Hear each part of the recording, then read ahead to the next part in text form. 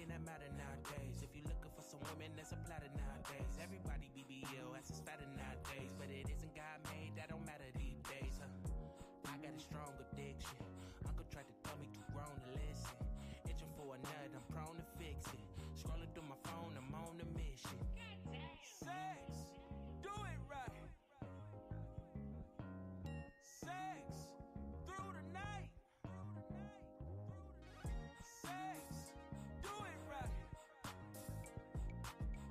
Sex, through the night. Looking out my window, it's some girls outside. So I grabbed my keys, I told her get in my ride. Looking for that good sex, cause it's been a long time. She get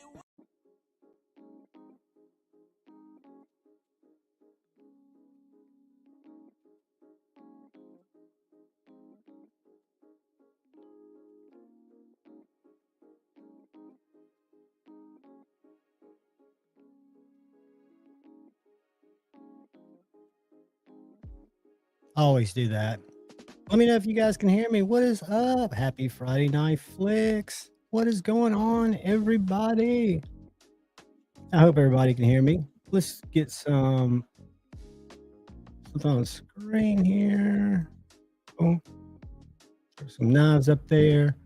How's everybody doing?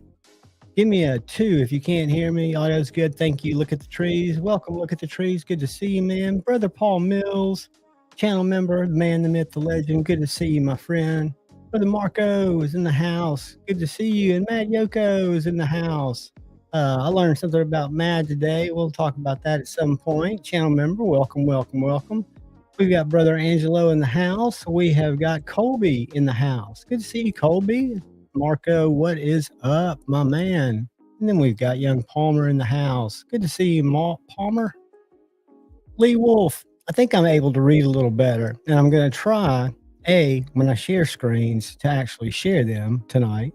And B, I'm going to try to not share screens and just stay in the chat. So good to see you, Lee. We got Homer Felitas in the house. Good to see you, my man, and a channel member. Welcome, welcome. I will be doing, I need to check the poll. I put a poll up to see if channel members like the Saturday type deal or if they prefer Sunday deal. It's totally up to y'all. And who else we got in the house? I think that's about everybody for right now. Look at the trees was here. Well, good to see you. Look at the trees. And I know Ed was here earlier. Good to see you, Ed, channel member. And we have got Dang Ross, channel member. Good to see you, Dan. Welcome, welcome, welcome. We have Frank Castle. Good to see you, Frank. And also, I saw Michael Upchurch.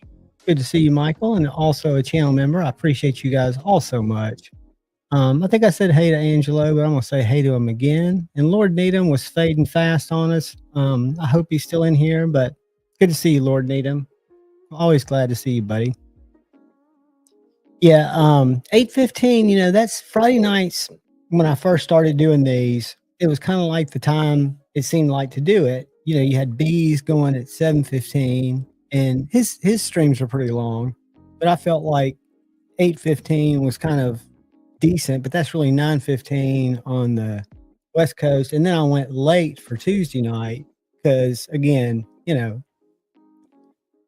it's just odd. Nobody listens to Eric. Welcome, welcome, welcome, brother, channel member. Good to see you, my friend. I hope everybody's had a great week. I hope everybody's glad it's Friday. And, you know, I am. It's kind of been a weird week here. I've had some really cool stuff that has been lent in, one of which is the knife that has totally outkicked its coverage, like its designer when he got married. But I'd been kind of giving this knife not much attention. Again, I'm not buying knives right now, right? But I knew it was a button actuated frame lock. I use the frame lock. I've been carrying it for a couple of days. The front flipper, but you guys know me if you've watched the channel. I hate a front flipper, but what's nice about this one is it doesn't look like a front flipper to me. The diamond texturing, stunning. The fit and finish is next level. the frame bar, lock bar cut out, and I'll have a review coming on this real soon because I need to send it on. But the lock bar cutout is immaculate. It reminds me of my Quiet Carry 9. The blade hole is money. The deep Wicked Hollow Grind is sick. And again, like I said, I was underwhelmed before I actually put it in my hand. And not because it wasn't a cool knife, just because I didn't appreciate it, maybe. Because I see so many knives. And since I've been out of the knife buying market, you kind of go numb to not really look at this stuff. Carco, what is up, brother? Brother Carco is in the house, and for some reason he's not a moderator, and he's got a lot of knives that we're going to talk about on the table here that he was nice enough to send in. Let me real quick make him a mod, just in case he needs to share anything. There he is. Boom. That is a moderator. But anyway, so I joked with Cole and said Kara, his wife, designed a great knife. It's weird because as you kind of change, and we all change differently, kind of in the knife desires and the knife game. So certain things are more attractive to us as time goes on, and certain things lose kind of their luster in terms of desirability as time goes on, if that makes sense. But this is a very fresh design that's ergonomically, I would say, for my hand, which is a medium large size hand, damn near perfect. The clip goes in and out of pocket very well, and you don't feel it. I find myself not using the button at all, even though it works, pushing that frame out of the way, great. But you've got very natural, for me, access to the frame lock, which I consider this a frame lock. I consider a frame lock with a little help from a button. Maybe we can call it a button-aided or button-enhanced frame lock is what I would call it. But very well done. Hats off to Trate EDC. Hats off to Blade Binge. I think that'll make a great partnership. All of you guys who got in on the pre-order, this knife is going to get a huge seal of approval. I think my only gripe is going to be to fucking roast him about the mustache logo, because unless it ships with a flat pivot, I would start a, what would you call it? I can't think of it, where you vote, but I would try to get everybody to say, no, I want it sandblasted off. And I'm kidding, but I know it's his thing. To me, it's not symmetrical. It's the only thing. I think if that pivot was clean and maybe that stash was on the inside of the back spacer or on the inside of one of the scales, because I'm telling you, is this Best Tech? I don't even know who. I agree, Palmer. But it's Cole. If you've known Cole, and Tri-State, that is, he's always been the mustache guy, right? But I think you could have put that either on the inside of the back spacer or on one of the scales, because the scales are done very well. But I can't remember, is this a Best Tech OEM? I should know, but I don't. Rocked in ring. I'm not going to be doing any knives. I sketched little fixed blades. What's up, 1931 Leather Works? Joe Isabella. But no, if I ever did a knife, I would talk to somebody like Shane about what I'm thinking and let him do it. Or do like stuff like I do with Jason Grant. Just talk about things I like. I'm not a designer, guys. I'm a English major that had a double minor in psychology, who's been in sales and corporate life forever. Currently just living in the YouTube space while I try to find out what that next step is going to be. But this is a good knife, guys. So if y'all got in on it, I think the size is good. And I'll have the review coming out. I did an unboxing, but I didn't do size comparisons. I'm very, very impressed with the way it feels. And then on some cool news, I've made some posts, and I've been sitting on these knives. And since wink, wink, this is the first time y'all are ever seeing them. These are available now, and I've got more information on how much they cost. They're only available, this knife, which is the Militaw fixed blade. It's G10 and D2. and I sharpened it because I dropped it on the concrete, but the tip didn't chip. It just kind of blunted. Whoops. But I fixed it and I went in and sharpened it, and I'll show you that it's just sharp as all shit. And it's G10 with one of many kind of different insets. It's an Amazon exclusive, and I want to say it's under, we'll look at it in a second, but I want to say it's under $50. Comes with a really nice Kydex sheet.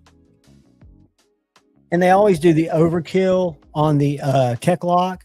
I just put the tech lock back on it. When I say overkill, it's great that you get a tech lock. This one's only one position. You can't mount it the other way, but you can definitely use some straps or use an ulti clip or a deep concealment carry clip. And more exciting, I didn't get all worked up about the mini Militaw because I haven't seen one, but I'd never seen a Militaw before. So this is not a frame lock. This is called the Militaw EDC. And guys, if I were to tell you there are 20 variations of this knife, I'm guaranteeing you there's 20 variations of this knife. It's G10 bolster or G10 frame with either micarta or a couple of other materials embedded in it or inset. And it's Nitro V. And it comes in, we'll look at the price because I think it's right under $70 maybe. But guys, the action, I'd never experienced a Militaw before. I've always thought it looked really cool. And I know my buddy JD for EDC is a huge fan. I know other people are huge fans of it. But for a front flipper, again, I hate front flippers. This one has such good jimping. It's front flippable. Even though I don't see the desire. At next Blade Show, I want to sit down and I'll forget between now and then. But I'd love to find out what people find appealing about a front flipper. I know that since you don't have what we're going to look at on some of Carco's knives that are really cool, especially Daryl Ralph, because when I bought the gun hammer that one of you guys won, and that's a unique knife if you still got it, whoever won it, that went to a member giveaway. What's up, Gons and Thomas? But yeah, guys, if you ever wanted a Militaw, but you didn't want to pay the $150 or more, these are, I want to say $69 in Nitro V, G10, micarta, or Ultim, some other things. Drop shut, that snappy Kizer action that's just, and I haven't done a review. I've done unboxings because I had to hold these. I wasn't able to, I actually got not a cease and desist, but pull your fucking video down. And it was getting really good traction. It had 377 views in a little over 2 hours. It was during live last Friday night, I think it was, or maybe Tuesday night. But I kept getting these Instagram calls. And I never take Instagram calls. I feel like they're butt dials, but it was coming from Kizer. And that's kind of how we communicate. And then I had a message from him and an email, me, and he mentioned a couple of others who had, mistakenly put them up early, which I did because I thought an unboxing would be kind of like a hype builder. I didn't have pricing or a link. I realized that, but you can still have a video out without a link on where somebody can get it. But real quickly, I'm going to find these knives. And I know the fixed blade is an exclusive Amazon, but I think the Kizer Militaw EDC, let's see, Militaw fixed blade. All right. So I'm going to attempt to share the screen, which means unless I had my iPad worked up, I'm not going to see the chat for a little bit. Marisol, what is going on?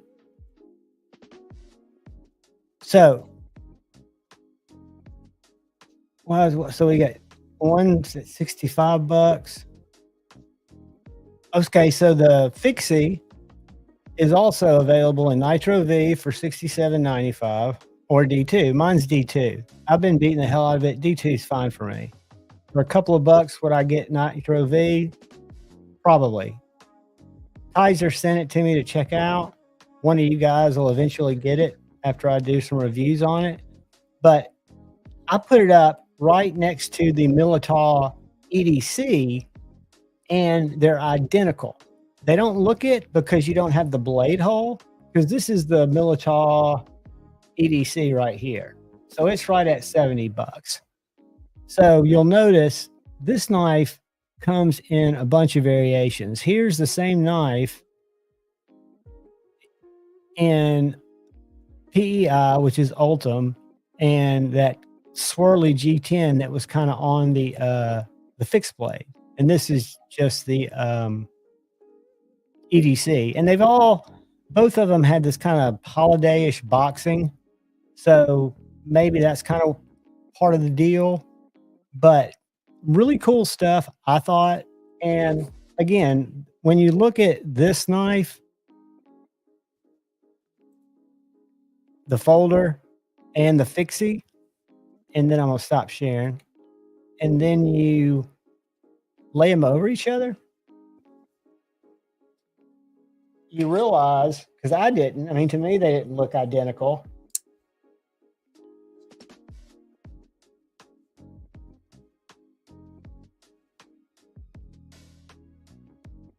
I mean, they are like absolute clones ergonomically.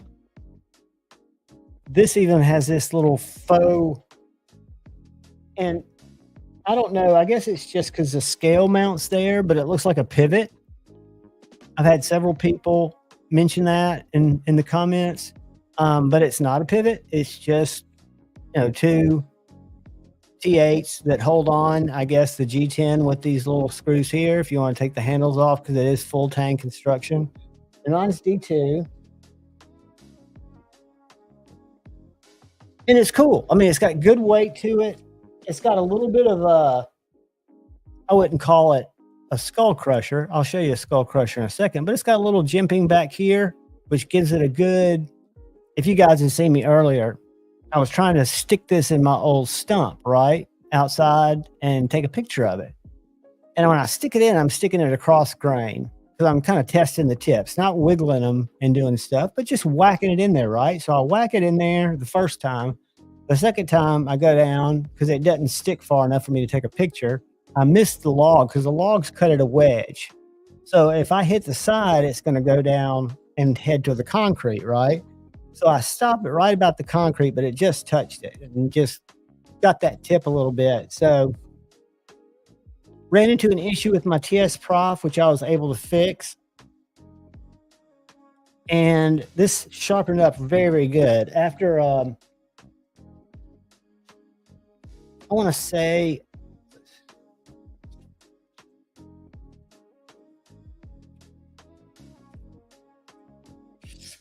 I could take it down one more progression if I wanted to. But for a fixed blade, I'm happy to keep it really a little bit more rough. But I mean, these come from the factory, so sharp.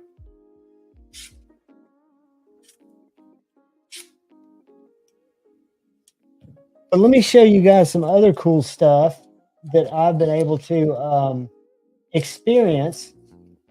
And I need to talk to my buddy Carco. We keep getting squirreled out on our schedules, but I want to talk to him about these 3 knives that he sent in. But I think they're all very, very cool. The first one, I'm going to mess up, so I'm going to go back here to my cheat sheet. Jay Bergman.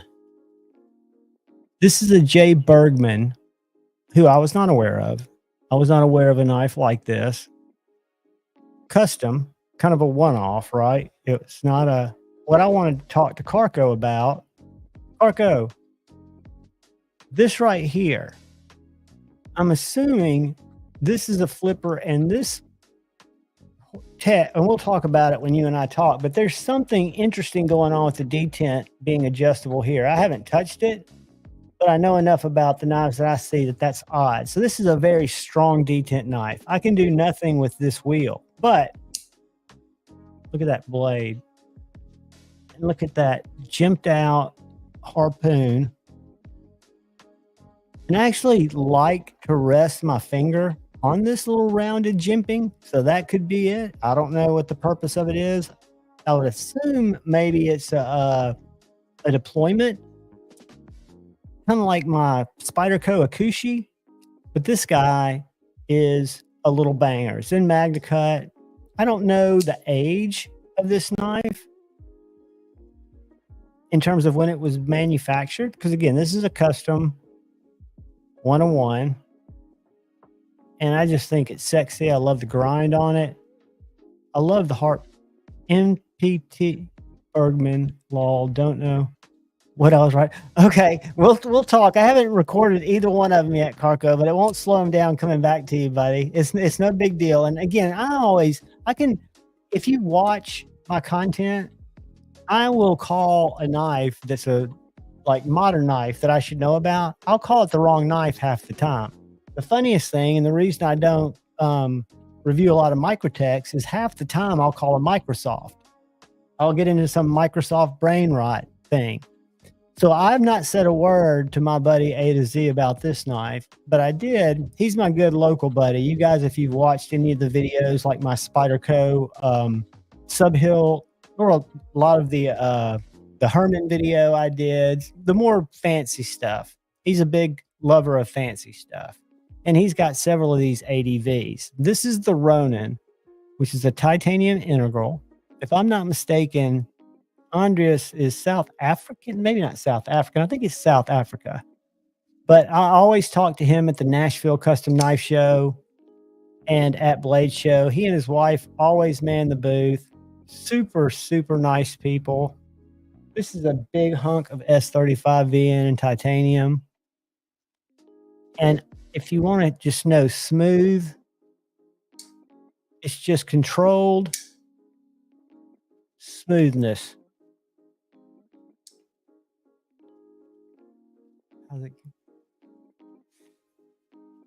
And then this right here is one of my all-time grails that Carco was kind enough to turn loose and let me purchase from him.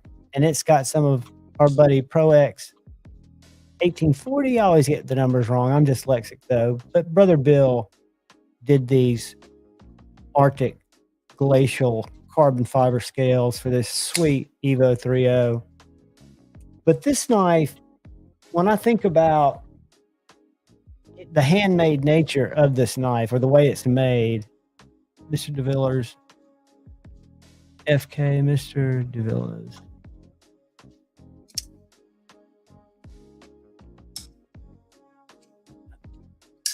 Very, very cool knife. And I think Carco said this was kind of a project knife for him. But oddly enough, my buddy A to Z is very, very interested in this knife. And I got a read from Carco's reply that he wants this knife more than he wants what he wanted me to offer the guy. So I think he was just being nice. So I've not said anything until he and I talk, and I can hear the tone of his voice.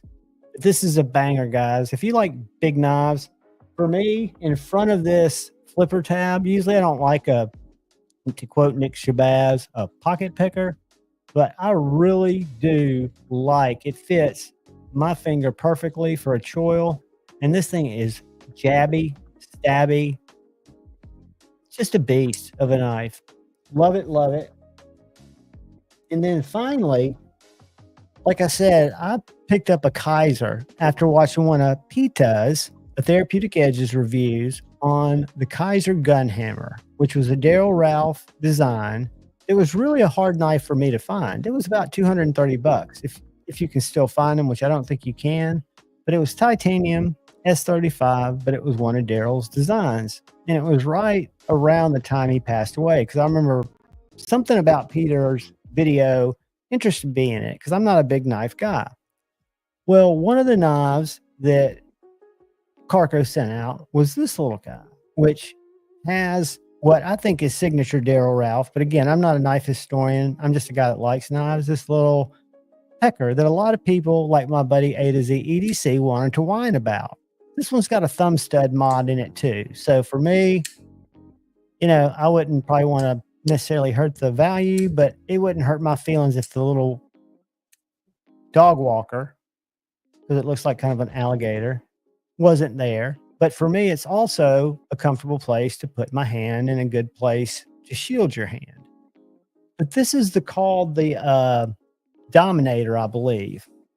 And it is a beautiful little, when I say little, a medium-sized Daryl Ralph design, which has a lot of the same characteristics that the Gunhammer did, not stylistically as much as just proportionately when you look at how the handle is laid out in relation to the blade with the flipper. It's Carco. It's a beautiful knife. And to me, the flipper is like a signature. It's almost like, and a lot of people do mod enders. I'm carrying one today. Rob, what's going on, buddy?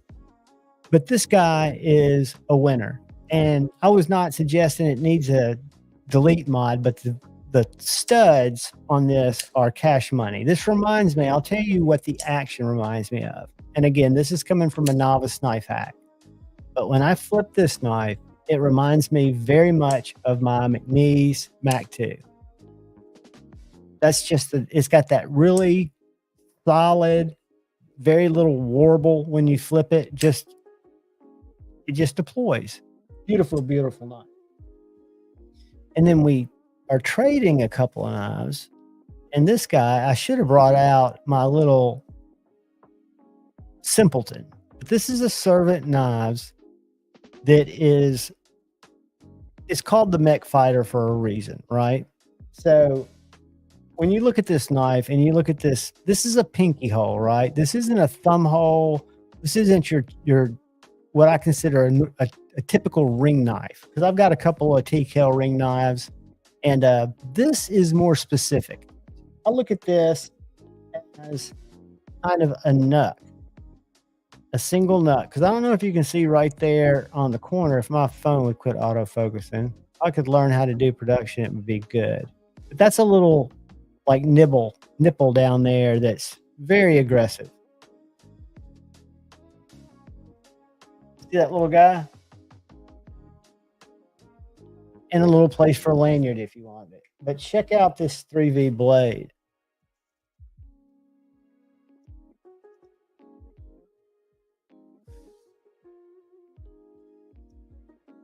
This would be the worst thing to be punched in the face with.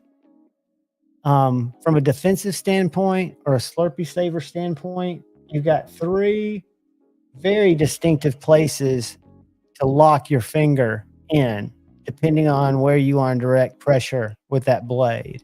And then you can use the pinky ring with the little come to mama, or it fits my hand perfectly right there. But Servant Knives, and I've got to remember his personal, Palmer found me his personal, and I find it all the time. I just always lose it because Instagram has the worst search and remembering type of system ever. He is allegedly going to start making knives again. If you look at his Instagram, his personal Instagram post, and the little Simpleton that I have and this knife are both really cool, unique knives. This is a smaller knife. It's not small, tiny, but it's not.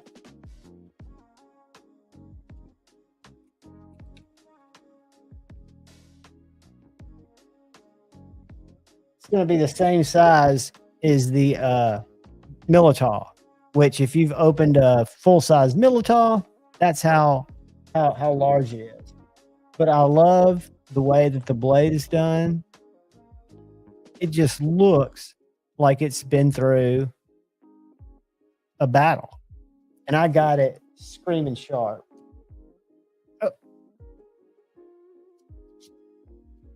Little flimsy coupons here.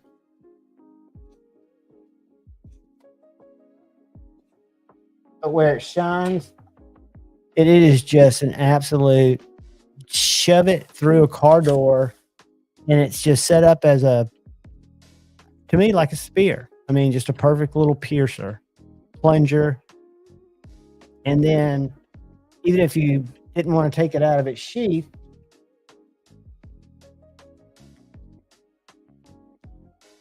you could still give it a, I mean, it's very, very cool knife. And then the last thing I was going to talk about before I turn it over to you guys is I have really been enjoying my little nip slip. If you guys have followed the channel, you know that I'm a huge fan of the Devo nips.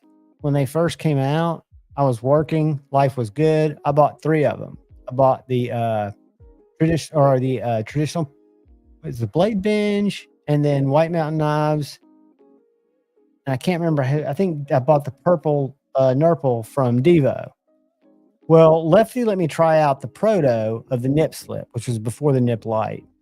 Lefty sent me a nip light to check out, which I was amazed because proportionately, looking at both of them, the action, it was a great light version of it.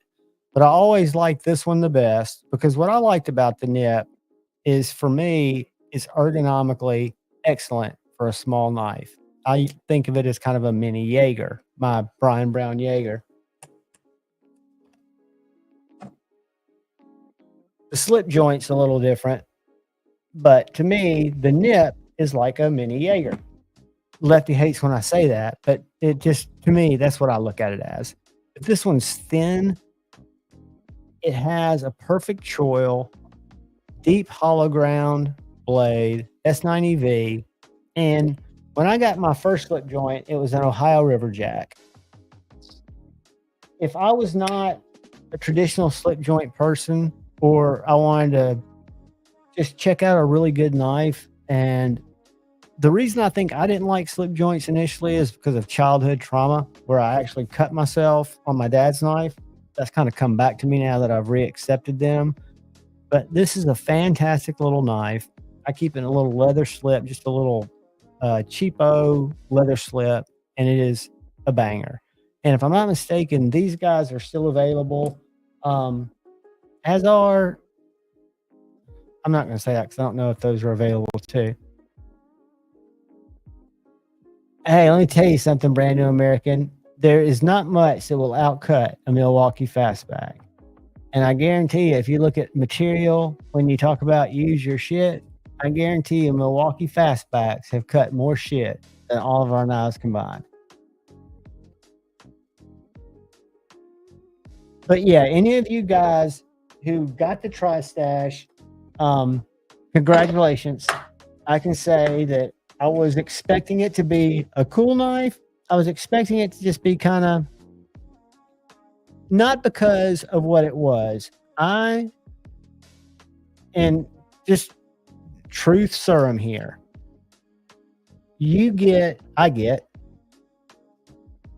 I've had life changes, so I look at knives not differently, but I maybe don't have the same excitement that I do about knives. I want to give an accurate representation of what I'm looking at, and if it's a good knife. For example, the Civivi X1, the Brian Brown knife, fantastic knife.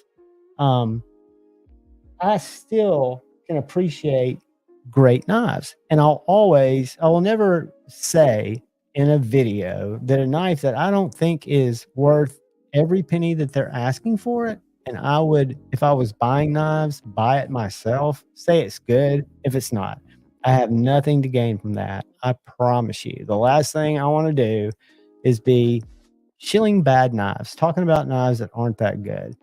But there are some great knives out there. And when I look at the creator knives that have come out, I've only handled Jared's for a very short time at Blade Show, so it doesn't count. I love Devo knives. You guys know it. I've even got a Devo hat back here. I have no affiliation with Devo. I'm friends with Lefty. I love his knives. This knife blew me away. I'm just going to leave it at that. Blown away by this knife. Different than, and I love KC's knives, even though I don't have any Tempest knives. This knife, it feels, it's not a light knife. It's not a heavy knife, but I like a knife that feels substantial, right? It's just, to me, and I know some people will probably, I give it a little bit of grief and kidded Tri-State about it looking like kind of a pelican head. I don't know what's going on with the forehead. Something about the forehead, and I'm not a designer, so I can't suggest what would make the forehead. When I say forehead, I'm talking about right here, not the swedge, but just the bulbous micro or maxi brain it's got going on there. But it's a great knife, absolutely fantastic. Like I said, I'm really proud of Kara for designing it. I think she did a great job, and I think Cole outkicked his coverage when he married her. So good job, team. Just a winner. And I think this is available. Like I said, I wasn't and I'm not in the knife buying mode, but if I'm not mistaken, this was also offered in black. Is that right? Black or this raw? Because I bet black looks sick, especially if the mustache is also black so that it disappears. I would probably invest in a Dremel to get the mustache off. But again, it's my only, and it's subjective, and it's my only gripe. And it's only because it's not symmetrical in my mind. And I'm sure it's laid in there perfectly if I were to take to it. But to me, I need something round or nothing at all. Got something around there. Nothing at all would be fine there.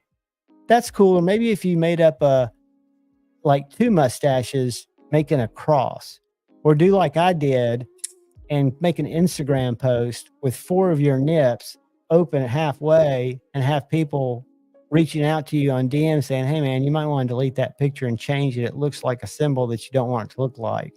I'll let your imagination do the rest. The black is PVD. Ooh, you got the Excalibur. Nice, Rob. And you got the tie. The tie's nice. Yeah, I'd go with the belts out and over PVD too. So X's or MC's is in DLC. Etched it in, and not with black print. I do wish Cole had etched it in. Well, with the black print, can't you get it off? I would think that's a bonus. What's up, Ian Coates? Hey, Ian Coates. I don't know if you just got here, my brother from another mother, but I was talking about this knife I've been able to check out for the last 2 days. And it was one because I'm not buying knives that I wasn't that excited about. I wasn't paying that much attention to it. There are a lot of knives that I see. So I've my excitement level is kind of like the law of diminishing returns. If y'all remember what that was from economics class, your 10th piece of pizza isn't as gratifying as your first. But this is one of the best knives, finest built. I don't even use the button. The button's great. The frame lock, to me, I get a more tactical, warm and fuzzy. It's so freaking good. I mean, just boondabar. But yeah, simple design, thick hologram Warncliffe. I don't know what the blade steel is. Does anybody know? What's the blade steel, Ian Coates, my brother? No. Let me tell you something. I'm saying nice things about the Tri-Stash because it is a great knife. I was prepared to hate on it, just like any knife that comes. What I would do is if I found a problem with this knife, I would reach out to Cole because he's my friend. And I would say, buddy, I've got an issue with this S90V. Perfect. It's going to be a great knife, guys. But I reached out to him when it came and I said, dude, you have outdone yourself. You have blown me away, and it takes a lot to get me excited right now. A, I'm not in the market. B, I've got a lot of nice shit. And I've been rediscovering my knives and doing content on them. And I realize that I'll come up with a video at some point because y'all are like me. Y'all collect beautiful knives, but just like when I was working and I had disposable income, I was always chasing new knives. There's certain knives worth chasing. This one, after we get the, what's it called? What's that thing? The petition you do, an online petition for Cole to add a smooth pivot with this and eat the costs because it'll teach him not to put a mustache on a knife again. That is my only gripe. Everything else about this knife, as far as a creator knife goes, I don't think I've felt one finer. I've not held the Excalibur. I love Jared's knife, his personal knife. I don't know if it's Invictus, the real thin K391, but I've only handled it for like 3 or 4 flips at Blade Show. I've not put it in my pocket. This one has not left my pocket. Now, I've not cut anything except paper with it, but it will rip through paper, and I assure you, it would love to cut cardboard, and it'd be a great whittling knife. It is just, I haven't spine whacked it because I use my knives this way. I don't use them this way. And I'm not the type guy, me personally, who's going to rear it back over my head, even if I've got an attacker coming, because I'm going to dispense a freedom pill into them. Take a shower, Scotch. I didn't even see you there, buddy. Are you back? Are you home? I don't know if you're watching movies or if you want to jump on, but you just let a brother know. But I figured I'd put less knives out. Hey, I've known Cole since back in the day. We got a love. We've had our differences. Things about him I love. Things about him I wish he'd change. But I think he's a great guy. Kizer is one of my favorites. I consider him a personal friend. And yeah, he designed a great knife. Just like a knife maker who I won't talk because it's one of my rules on one of my buddy shows. And I'm not going to use it here because it's a polarizing name. But I will appreciate a knife based on its design, even if the maker, I don't align with anything that they believe in. However, this knife, I like the person who designed it. I think it's a great knife. And if the production model is like this knife or a little bit better, it doesn't have to be any better. I mean, I think this is, I'm hoping, because I know Cole's got the same atypical brain as I do. I'm not going to tell him because he said, just hang on to it for, I said, I can get rid of, I can do a review on a knife and send it back out within a week because I do overviews. You guys know that. I don't do cut tests. My whole channel is about how a knife makes me feel. But the way knives make me feel from when I got in the community came from things that I like, that I learned about different things from different channels. But I do love to cut paper, and I probably cut more paper than a lot of people cut actual materials. But I'm not doing cut tests to see how many feet of rope. I love watching Stasa for that, or other people who have really good channels that test that type of stuff. I think there's a great place for it. But just a beautiful knife, really well done. And you see, I don't use that button as much, even though it works flawlessly. But the frame lock is so elegant. Well done, young Cole. And then you've got knives like this that Carco is knifing up. I feel typically brains are becoming in the minority. We've got to get back to brains because we all have brains. We all know right from wrong. We all know. Luke, I'm in the same boat, buddy. I was diagnosed at 46 years old. I quit drinking at about 45, 46 years old. Started AA, then my therapist and ex-wife, I was going through marriage counseling at the time, said, dude, and then we looked at my records. I was diagnosed at 2 years old with hyperactivity disorder. And that was in 1969. Do the math. So yeah, that's how old I am. But anyway, I was diagnosed at 46, tried several medications, just because I'd been living in chaos and I'd been self-medicating with alcohol and drugs. I was a functioning addict, right? I always had a professional job. I always had a white collar job. The only time people would think something might be wrong with me is if I was getting low on my supply and starting to get sick.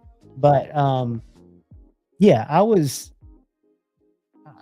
in it kind of deep. And the way I look at it, the ABW, I've not checked out the ABWs at all. I know that they're certainly good knives. I've checked them out at shows, but I've never reviewed one. I know Michael Martin makes a great knife. I know he makes a great value knife. Joe Isabella, what's up, buddy? I didn't see you there, man. I was ranting about something. What is up, Dwayne Letterman? Happy Friday, buddy. Happy Friday. Happy Friday. And we do have a giveaway later on tonight. I'll talk to y'all about that. And then let me check. Let's see real quick what the member live, if anybody voted to see if they wanted to move it to Sunday. I want to make sure it's the best day for you guys. Because for me, I did a poll, and it was kind of close, but looked like people wanted to maybe do stuff at on a day instead of at night, because we already got a couple at night. Let's see what we got here. Where is it? Where the fuck is the channel? Sorry, I don't see the chats, but I'm not sharing, but I'll be with you in 2 seconds. Let's go right here. Let's go right there. Let's go to community. Saturday. So right now we're at 77 to 23. So it looks like we'll be doing our 2 o'clock live stream. Last week we had, I think, 16 or 18 people, and we gave away a TKL Raider that 2-word name. I'm going, just struck a total blank. Mad Yoko won. Fantastic knife.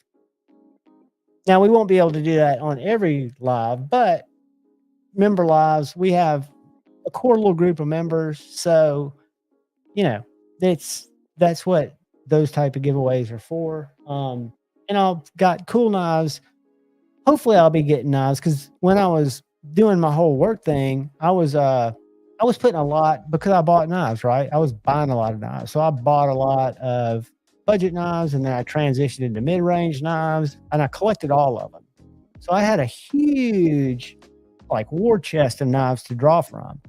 And I've worked with a couple of companies that'll send me a few knives, but I'm not going after companies that I don't know their name, or companies that send me emails and say, you need to check out this knife, blah, blah, blah. The 03 looks awesome. And I saw today an Instagram post. Let me see if I can find it. They had something that they had a few left in stock. What was it? Let me share this real quick. Oh.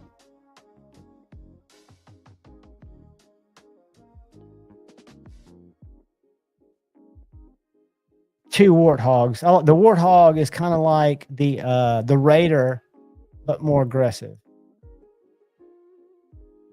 That's a nasty little knife.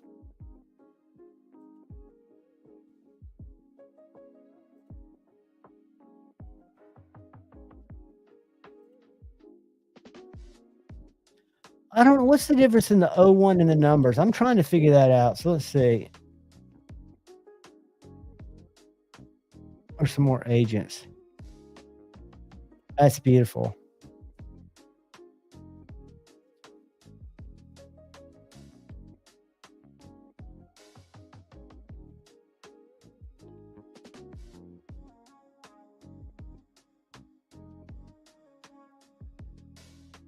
Come on.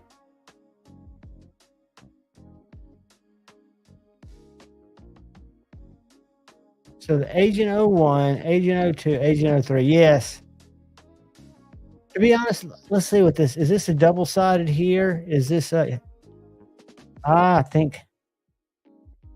I don't know, Gons. They're both sick. That is actually more my... How long is that guy?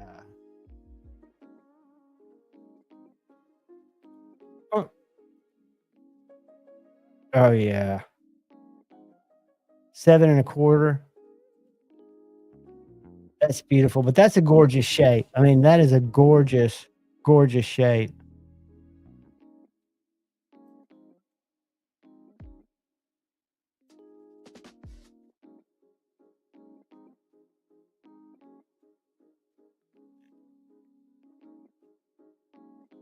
I mean, I love, I've got a combatant. I love it.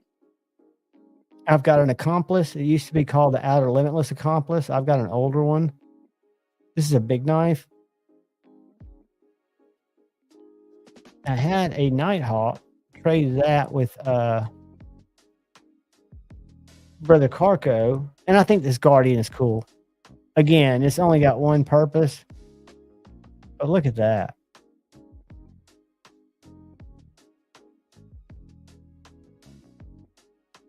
I mean, that's a plunger if there ever was one. And then this one's got like this turned up, upside down blade. Just really cool knives. And Tim and Suzanne Kell, I don't know if y'all watch their lives. Usually that's when I'm starting to go to sleep. I've got this. And I've been calling it the wrong thing. I've been calling it combat grade. What's it called? The CQC. What's that stand for? Where's the description?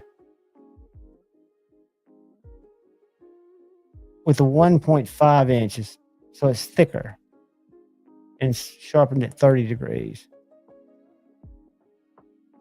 That's the regular. This is the one I've got, the Night Stalker Combat Grade, the CG. So I haven't been wrong. Thank goodness. It's just a nice knife. And the rings are so big, and they've also got like a little pry with them. They just work well. Close quarter combat, and also they're good EDC knives, but they are the most nice people. They really are. The Raiders greatly. I mean, it's probably one of my favorite is the Piranha, because I like tiny knives. So the Piranha.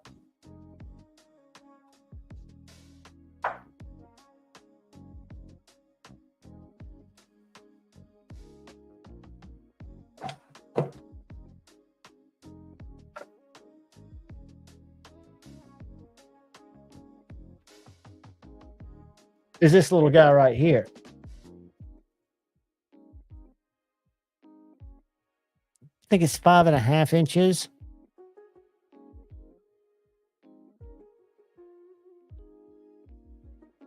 Just a great little EDC blade. And I've got one of these. I'm not a fan of this clip. It's an expensive fucking clip.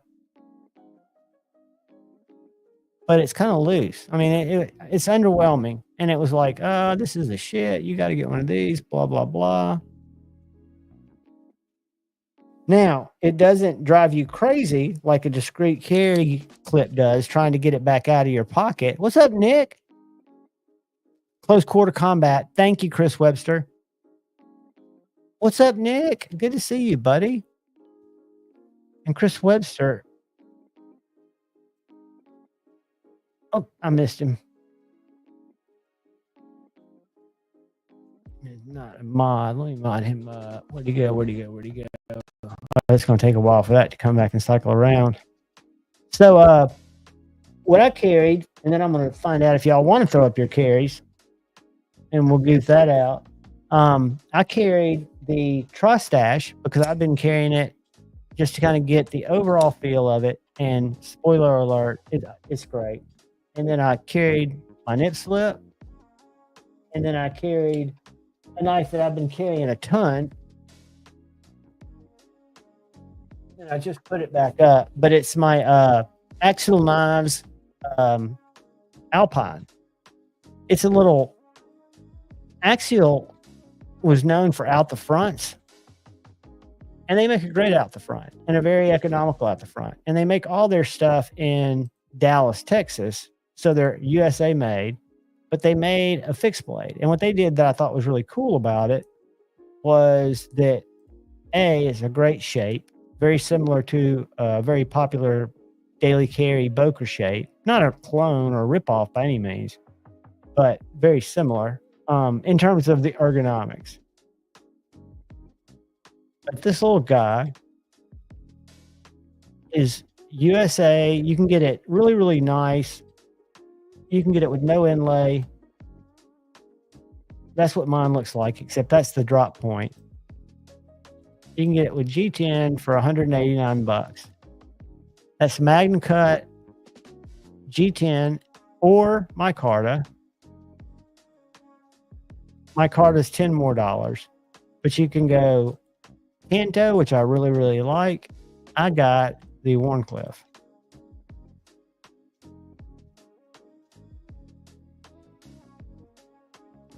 And they're just really nice knives. They're right at 6.88 inches. So for me, it's a great EDC carry knife. I love it. I'm a huge fan. And I'll tell y'all something else really, really cool that I'm super excited about, and I want to share with you guys. Let me find the website because it's not something I was aware of, but I'm going to get to check out somebody's knife. Y'all familiar with Lucky Dog knives? Anybody heard of Lucky Dog? Well, Lucky Dog Knives is a young guy, and he's designed his first 2 knife designs, which are really the same design. One of them's got not a hawk bill, but kind of like a interesting blade, and the other's a kind of a spear point, drop point, thigh buster type blade, but they're fixed blades. And instead, he of course couldn't have them made custom in the States. He's from the States, but instead of going production, he did a small batch custom run with this gentleman who is a custom maker at in Canada. So he only had 8. This is an 18 knife run. So he's got 9 of each shape. And this guy, David Mary Customs, and I can show you him on Instagram if you guys are interested. But he's the one that actually made these knives. But I'm really interested to check it out because it's a little knife, and I like little knives. But this is his site. I'm going to drop it in the chat. I have no affiliation with him. He's sending it to me to check it out because he watches his channel, which I thought was really cool. I'm sending it back to him because he's just got a few. Where was the chat? Here it is. So here's his website, what I'm getting ready to share with you guys if y'all are interested. It's called Lucky Dog Knife Co. And his knife, whoops, where is it? There it is.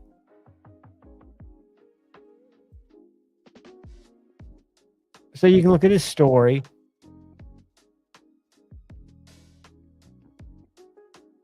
His inspiration, Lucky Dog. And then I'm big into dog people, but these are the knives. So this is the guard dog, which a lot of people like. And if it was a flat Warncliffe, and I know this is easy enough to sharpen.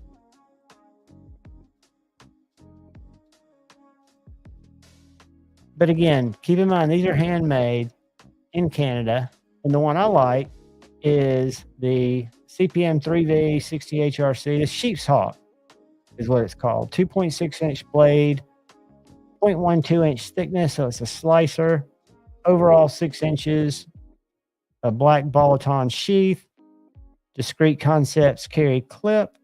Designer Andrew Kidd, USA. Maker David Mary Customs, Canada. The scales on this one are, because all of them are different. Burgundy plus black. This is my Carta. But he's got some really cool knives. So the one I'm digging are these guys.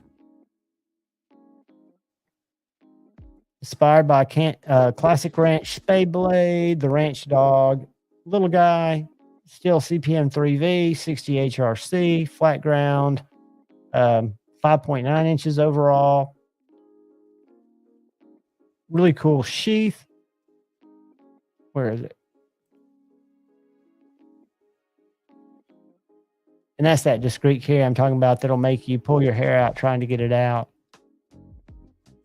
It just looks like really well-designed knives. And I'm stoked, that he looked out to let me check it out, and then to check out a knife made out of Canada, because I don't think I've checked out a what are they called? Grimsmo, aren't they? Norseman's Grimsmo, aren't they out of Canada?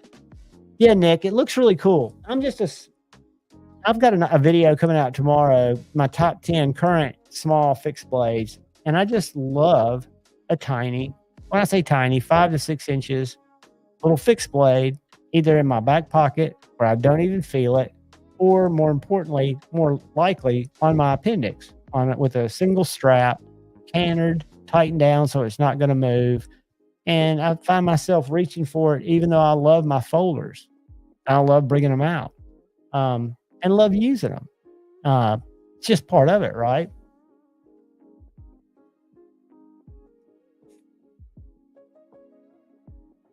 Tactical clam shucker.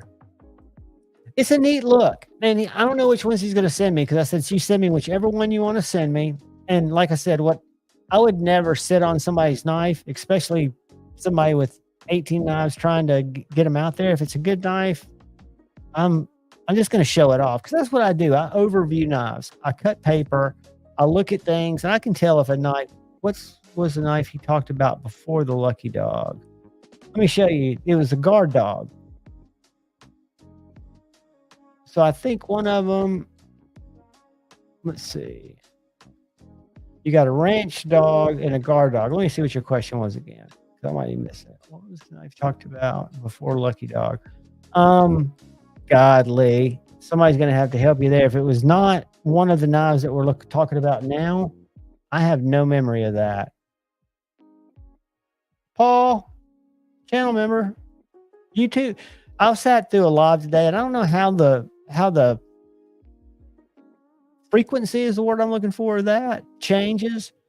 I sat through a live today for one of the weird channels that I watch, and I'm telling you, it was disruptive. I was getting served an ad like every 5 minutes. And what sucks about getting served a live and an ad in a live is you could be right before they're saying something that you're listening to, and you come back, and by the time YouTube scrambles back to your program, you've missed what they said. It's not me, guys. I've got it, and I always show y'all. I always set it for monetization, ads automators off. So here, I'll show you. Because I'm not going to hold y'all hostage for ads. I would love it if y'all just would, and I know y'all all do watch my content. But so, see, I've got the monetization on. So when people go and watch it on playback or something like that, and y'all hit the like button if you don't forget, it helps me out. And the ads automator's off. So you can go in, creators adopting live mid-roll saw an average and uplift in over 20% in stream ad revenue per hour. So if I wanted to make 20% per hour more, which is nothing that you make on these, all I have to do is turn that on, but I don't do it. So just so you know, you'll get served ads probably because YouTube, when they have any kind of people, that's how YouTube. Oh, Axial gear. Let me take you back there because these are some nice guys and they're out the fronts. I actually have one. And one of the things we were going to look at, now that we talk about it, let's look at the fixed blade first. But one of the things that I was going to share with you guys is GP Knives has an exclusive blackout model. So this starts depending, and right now it looks like, let's see if they've got any in stock. I think they might have some of the ones with the inlays.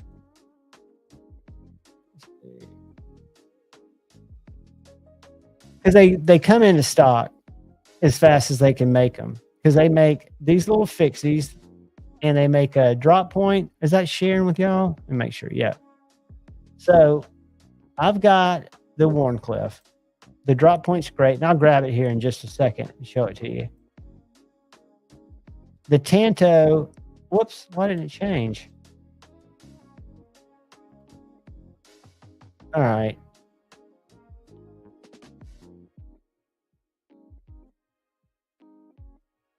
I think the Tanto's sexy. Now the handle's going to be the same for all of these. And then the Warncliffe. And the one I've got is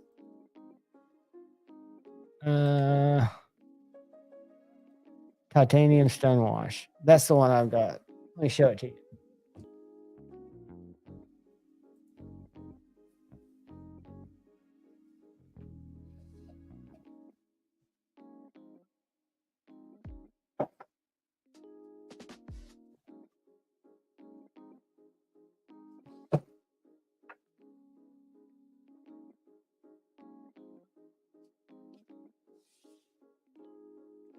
So this little guy to me is a perfect size. Now, I say perfect. It's a good size. It's a good medium sized.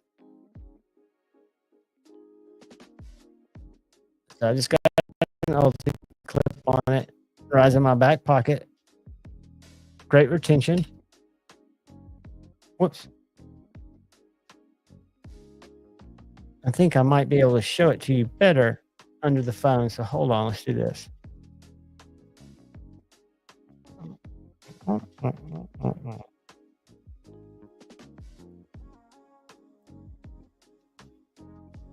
right, come on.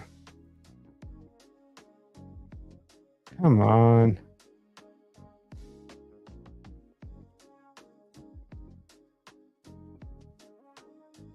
So it's Magna Cut.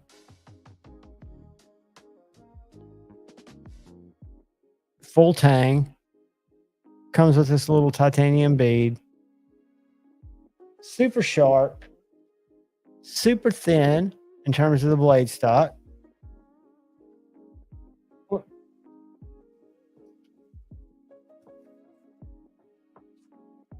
That was a cutter error.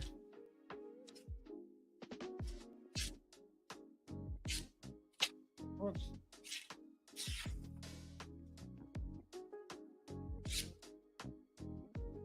But it is about the size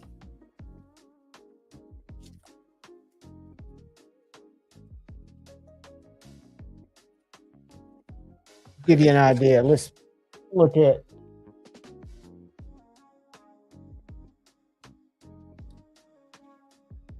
it next to a Hinder 3.5.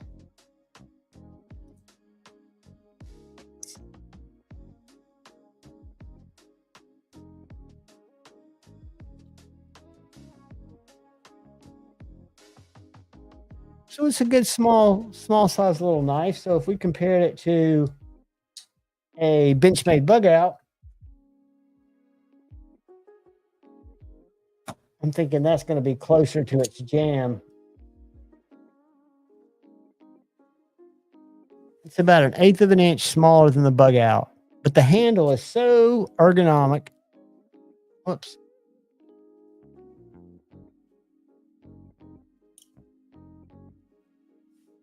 I just love it. It's not in tomorrow's video because tomorrow's video is all about tiny ass knives.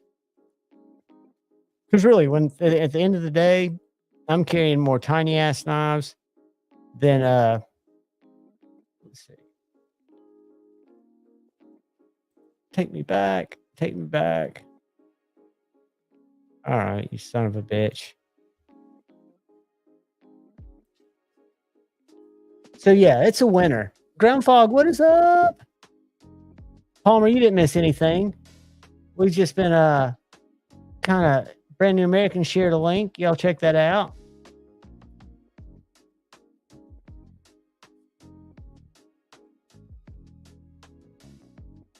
Yeah, y'all do whatever, anything that, you know, like I say, it's a YouTube way, and I don't have a YouTube Premium. I'd like to have it because I watch a lot of videos, and for me on my Apple TV lately, it's been so glitchy. So when it goes to an ad, it's not just the ad, it's the glitch going to the ad and the glitch coming back from the ad that makes me lose like 45 seconds.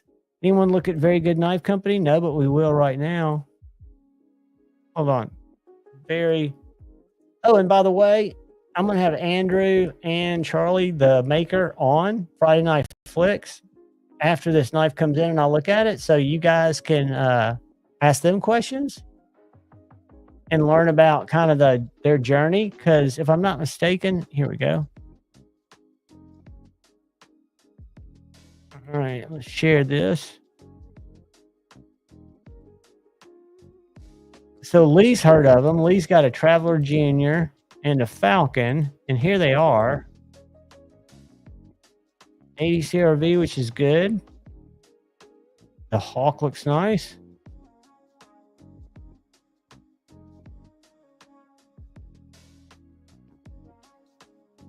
Yeah, I mean, these, let's go to the products. Where can we find them? All models.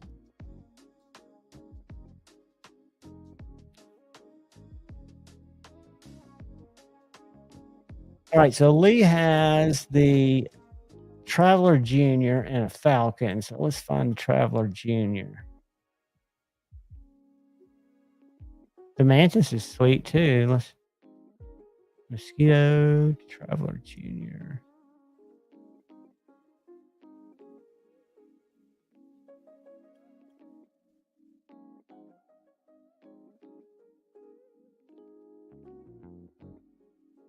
Let's look at this one real quick.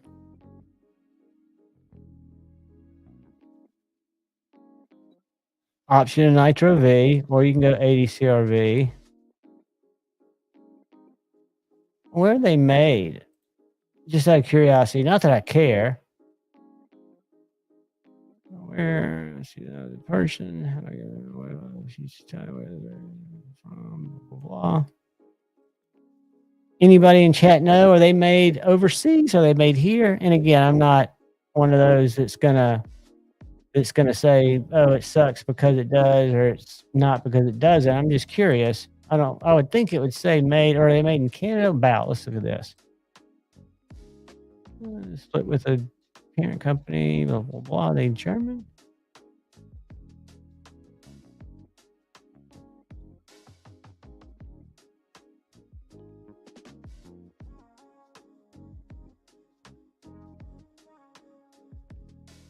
Interesting. It doesn't say.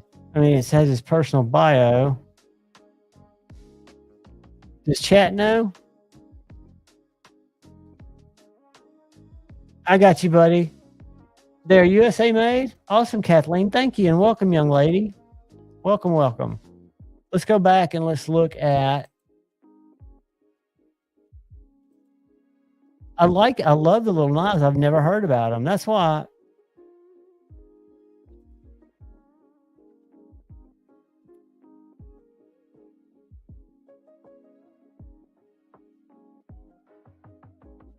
Yeah, that's beautiful. I mean, it looks like just a slicer. And they've got some really cool little designs like this mosquito, micro slicey hologram. This thing's tiny.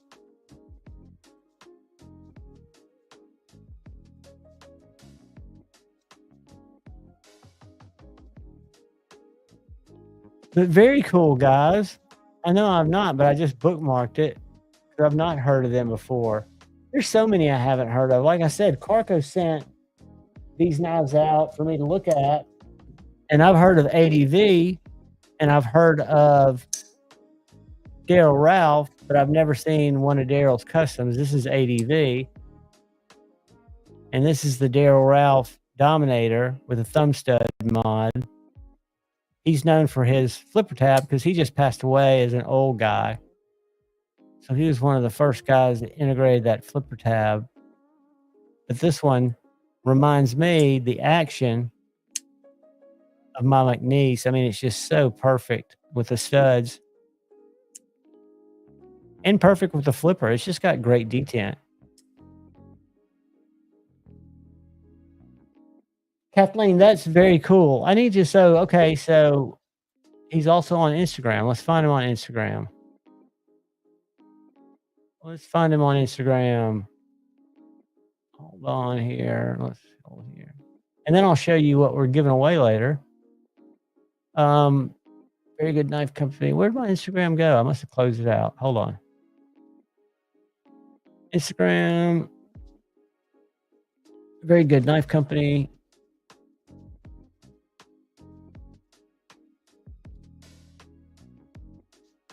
I wish I had a way where I could see the chat. See, I could do it on my iPad. Nice. That's not what I was looking for.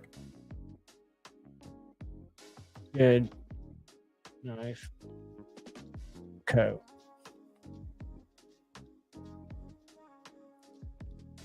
Very good knife. No, that's not it. Because that's just Leatherman accessories. Does anybody have his link to his Instagram? Pretty Fly, what's going on, brother? Paul, I love Gentry fixed blades. We'll go look at those in just a second because I think those are some of the sexiest little belly blades out there.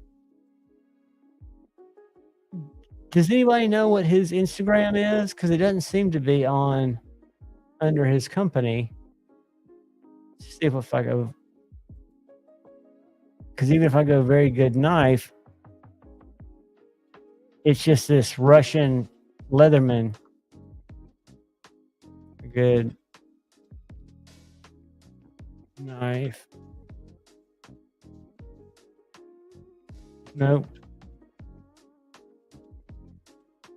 I know somebody can throw it up there if they know, but I'm going to go to Gentry real quick because Gentry fixed blades. Paul is exactly right. They are sick, and I think he makes them in Arkansas. But his handles, and if you're not following, I think he's got like 10K followers, Matthew Gentry. 101,000. I was off by just a few.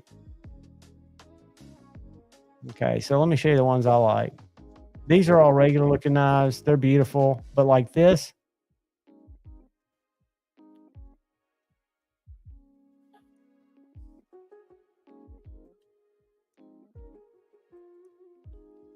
and look at some of these when we get down here. The little muck. I love that pocket muck. L antler, carbon fiber. Look at that. I mean, my God. These little mucks are just beautiful.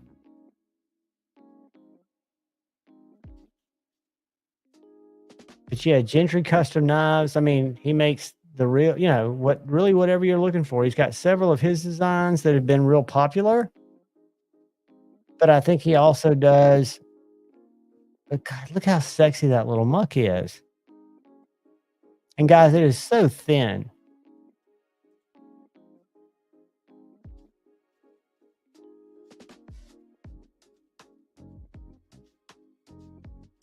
That little guy.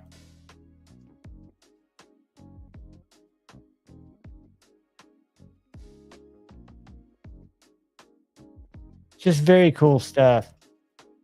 Let's see what's pumping on the homepage. Scotchin thinks he's got a fire going somewhere.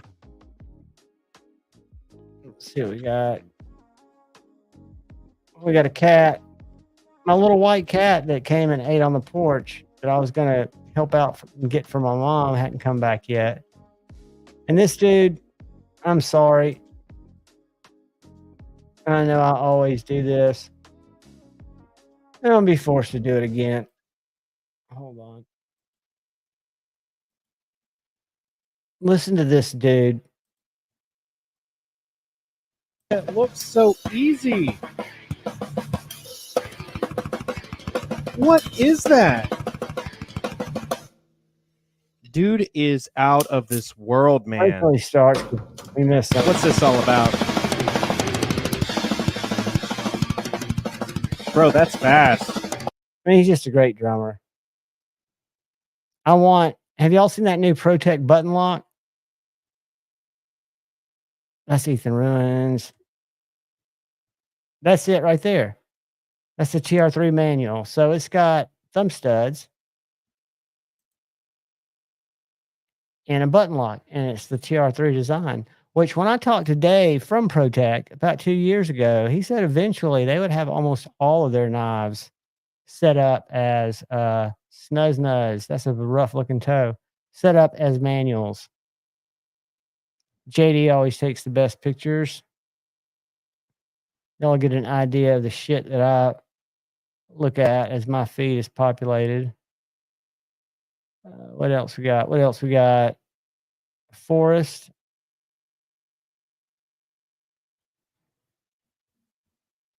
But yeah, guys, definitely good stuff out there on the Instagram. I don't spend as much time on there as I used to. What was that, Scotch? Here, I'll shoot you a link, buddy. Let me remember how I do that. All right. Give me a second. Copy. Go here.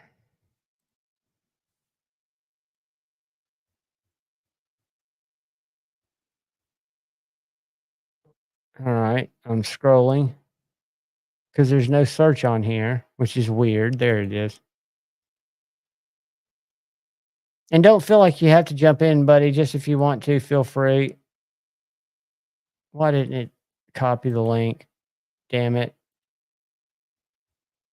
Come on.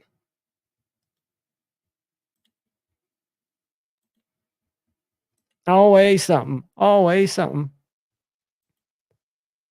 Oh, you're on the road? No worries, buddy. Y'all have a good night, dude.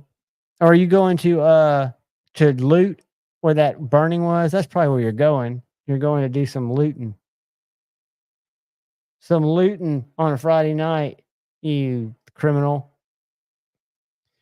But yeah, I carried the Tri-Stash tonight. I mean, it's just been and I'm gonna be sad to see it go. I mean, it's perfectly centered, and it's got one of those little grooves.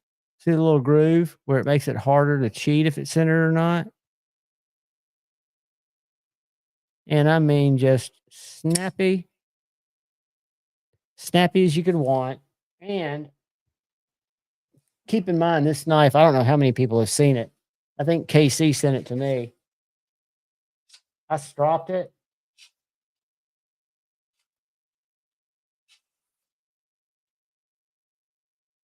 But it is so freaking thin. And again, I prefer just using the old liner because it's just so smooth. Great knife. But yeah, man. So what I was going to give away tonight, later on, or whenever y'all want to, is just a little. Where did I put it? Here it is. It's this little upgraded Concept Mini Main Street bar lock. And I was amazed because I had a Mini Main Street. I had a Kizer Mini Critical, and then I had the Concept Mini Main Street liner lock. But this guy is unbelievably snappy for a bar lock, and it's unbelievably smooth. So it is a 5th pocket knife or a smaller knife, but it is absolutely slicey. Hadn't been used. I just did a review on it, cut some paper with it, carried it because the clip's great. The clip is one of those just longer deep carry clips. And then it's got this swirl G10 is what they call it. And then the bar lock, which works very well. The reverse flick on it is money. Thumb flicks for me are always kind of tricky, but the thumb flick's fine because it is a bar lock. But it's not just real. I mean, I can pull it back and flip it out, but it's not one of those that's super, super loose. The big Main Street's great. And this is a Dirk Pinkerton design, if I'm not mistaken. So it's a great little knife. I mean, I gave away the Mini Critical. I gave away my other little Mini Main Street, and it just makes for a great knife. So we'll do this. We'll probably do the numbers game or something stupid in a little while. Unless y'all want to do the StreamYard random, we can do that too. But yeah, that's what we'll be giving away at some point. Unless y'all prefer the Micro Corvid, because this is going to be on the block at some point. This is the tiniest knife. I gave one away before that was S90V, or not, it was S35VN carbon fiber. This is the Zombie Killer in 154 cm in aluminum. Works just the same. I mean, you can middle finger flick it. But a cool little knife. I've got the fixed blade Corvid S. I had a Corvid M tie that I think Chris129 dedicated or donated to the channel. 0 bites, 2000, and we gave it away. Yeah, Kizer does make some really good knives. I was very impressed with this new Militaw EDC for under $70 in G10 liner lock. I'd never experienced the nicer Militaw, but this feels very solid. It has fantastic action. And then I love when they come out with fixed blades. And this is the Militaw Amazon exclusive fixed blade.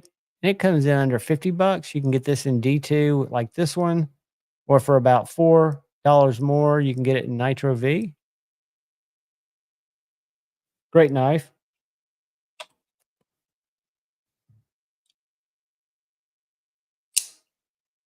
And then this is a mystery knife.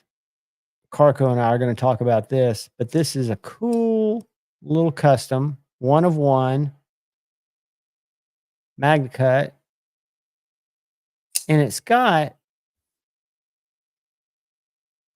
some weird little flipper mechanism that I don't know what that is, but it's also got this adjustable, I'm assuming adjustable detent. So I don't really know, but I know that it's got a very aggressive harpoon style blade. Nice grind. Beautiful little knife. I love seeing stuff that I just have no idea exists. Baby Banner fixed blade. Dude, that is awesome. That is awesome. Thank you, man. Yeah, that little fixed blade is going to be great because the Baby Banners are great size, and pocket droppers for me are where it's at. And I'll tell you, I've got some in that video tomorrow that are unique, you know. And a lot of people think, well, what are you going to use that knife for? Well, what I use 99% of my cutting tasks for is usually cutting into cardboard or cutting a couple pieces of paracord because I'm setting up my hammock. It's not usually feather sticking. I do have knives for that.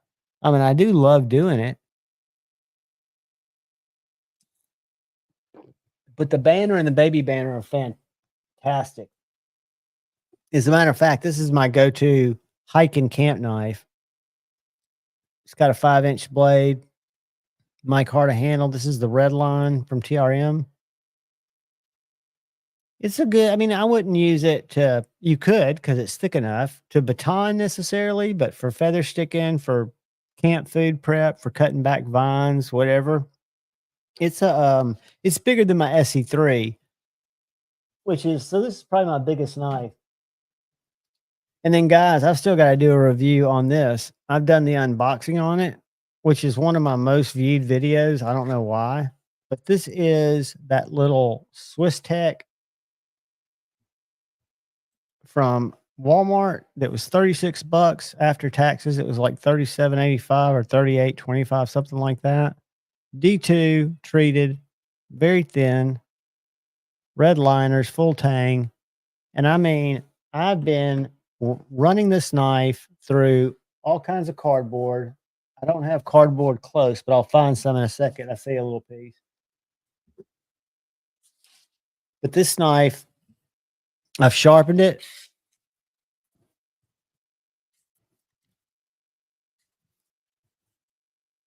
And it's still just very slicey. So if I was to grab, where's that little piece of cardboard? See if I can cut this without cutting my finger off. But these are great little knives. They make other shapes and sizes. None of them have really appealed to me. This one did. And I just happened to see it when I was walking through Walmart. And then I did some research on the company, Swiss Tech. And since my ex-wife's family worked at Walmart and they were from Arkansas, I know that this is a shadow company for Walmart. So very cool, little inexpensive knife. You probably couldn't find it in your local Walmart, but you might be able to find one online. And then Lee was talking earlier about Axial. Axial first came into market about 3 years ago, making these little autos out in Dallas. And they made them, they're about, I want to say, let's see how much they are. I want to say they're like $239. You can get them in crew wear or Magna Cut. Yeah, $239. Nope, that's the expensive one. Let me go to the $219. So $219 in S35, $229 in crew wear. And it doesn't look like, I'm sure they got Magna Cut too, but they do it in a lot of different blade shapes. So what I'll show you real quick is the blade shape I should have gotten was the Warncliffe because it's different. I got the Tonto because I thought it looked sick. But you can get these in, I think, 3 blade shapes. No, 4. So you can get it in the Tonto, Warncliffe, clip point, or the double edge. And I thought somewhere it had where I could actually look at those. Yep, there's the double edge. Really pokey, stabby. No warning. And the Tonto. And the Tonto is this guy right here. This one's Magna Cut. Very snappy. I think it was $239. Acid etched blade. Really good clip. Aluminum body. They also make one. We'll go to GP Knives. They've got an exclusive that has a little G10 inlay and it's all blacked out. Let me show you that real quick. We'll go to share. Bum, bum, bum.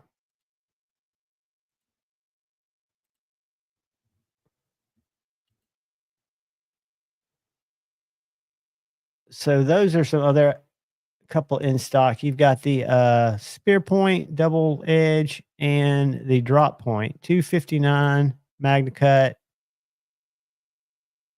And it's got a little G10 insert.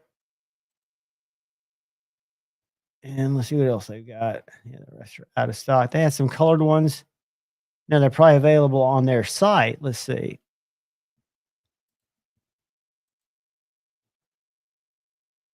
No, it looks like a lot of them are sold out on the site too. But they're out there. So, I mean, I know they're still in stock at River's Edge Cutlery, places like that. There are a lot of places that have them, and they're good knives to me. I mean, I haven't beaten it, but it has very little side to side, no up and down, very thin, nice little package. I still think my favorite OTFs are my EMP EDCs, which reminds me, if you guys like weird stuff, tomorrow is a drop at EMP EDC, and I have got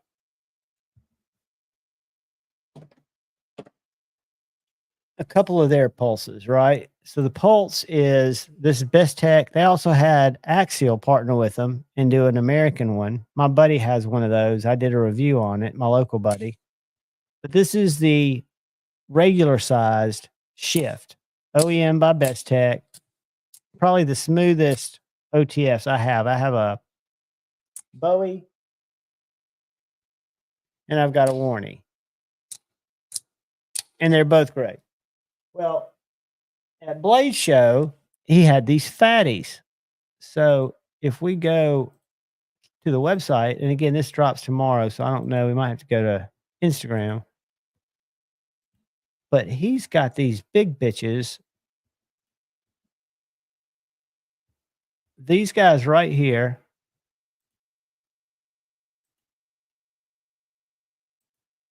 You can get them either in a Warncliffe or a spear point. And they are the Pulse R, which is for ridiculous. And it's let's see whose video this is. All right. Let me get where y'all can hear this. We'll take a look at it. Hey guys. Order your stickers with confidence, knowing that your designs will be printed perfectly. Choose from a variety of. I guess I would hope it is. No wonder you didn't want to tell me. Oh my God. Now this will give you an idea how Are big it is. you kidding me? What? Pulls are prototype in Magna Cut. And of course it's in aluminum and Ultim, because why wouldn't it be? This is an OTF. Look how fat this thing is. I think they're really oh my cool. Again, gosh. No way.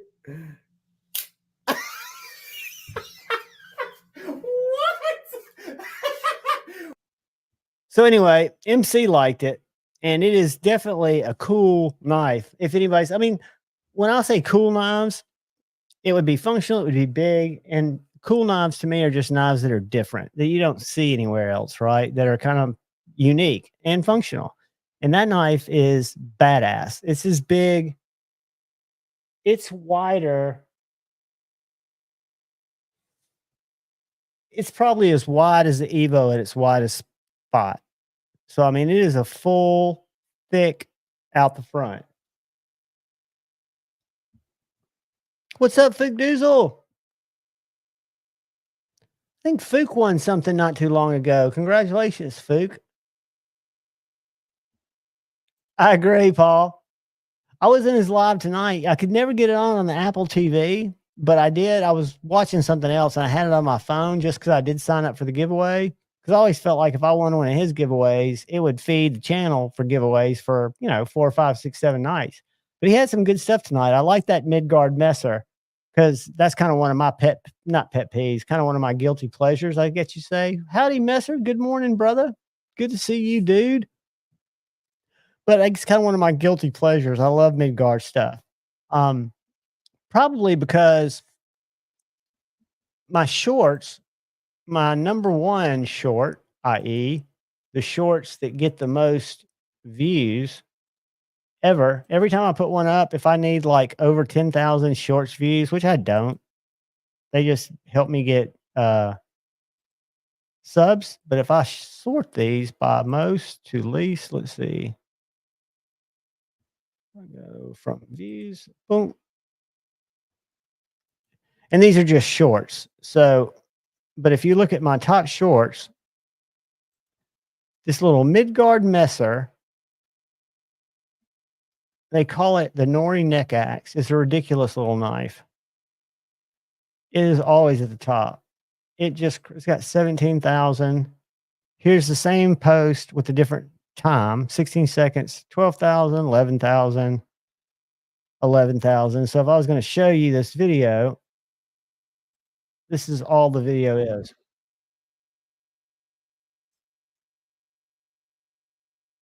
Oh, it's not showing. Hold on. Hold on. I joked the goat or choked the goat on that one. Here we go. Present, share.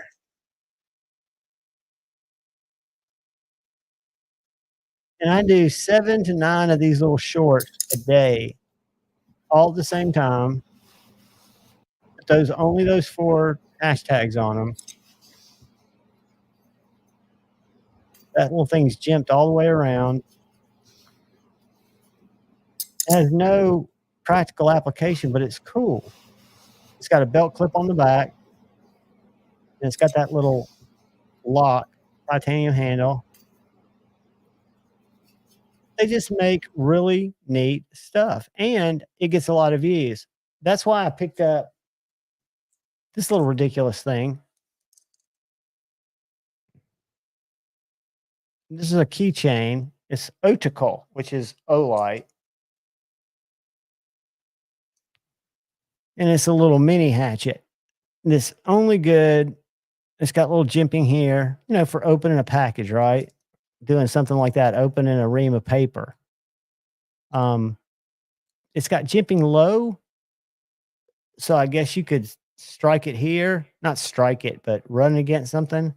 But when I open and close this on shorts, it's the same thing. I mean, it's just so weird that it gets a lot of people that stop and look at it. Totally useless. And this will be given away sometime soon too. I've got to do a review on it. I figured I would.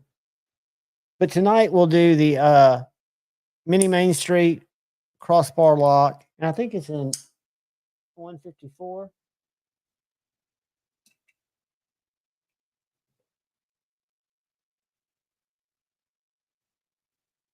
Yep, 154 cm.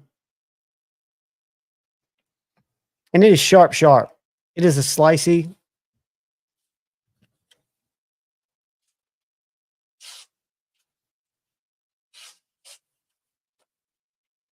And very much detailed janker. I'll tell you what's in stock that I've seen in a couple places, and I'm surprised they're still in stock. They might have done a bigger order. Is the Berg Blades Mini Sweeney. Where did I see one? I think River's Edge Cutlery had them. Hold on. River's Edge Cutlery. Let me share. Now, I bought the original Sweeney, and it was about the size of the PM2, which for me was a little bit big. So I ended up trading it.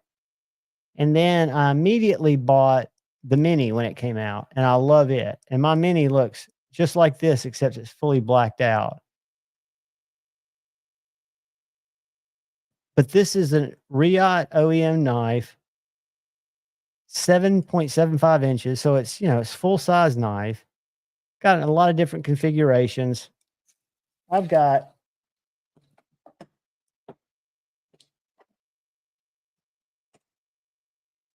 So you got it in Mars. They've got it in black. Mine's black, just like this, with a black blade and that blue. Let me show you. And this little thing, this is the mini, which they need a midi, one that's in between this size and the full size. This is the snappiest M390.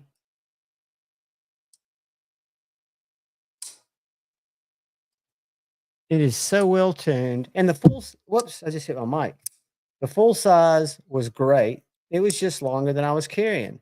Whoops. Peace operator, what's up, brother? So if anybody's been looking for Berg Blades full-size Sweeneys, they are out there.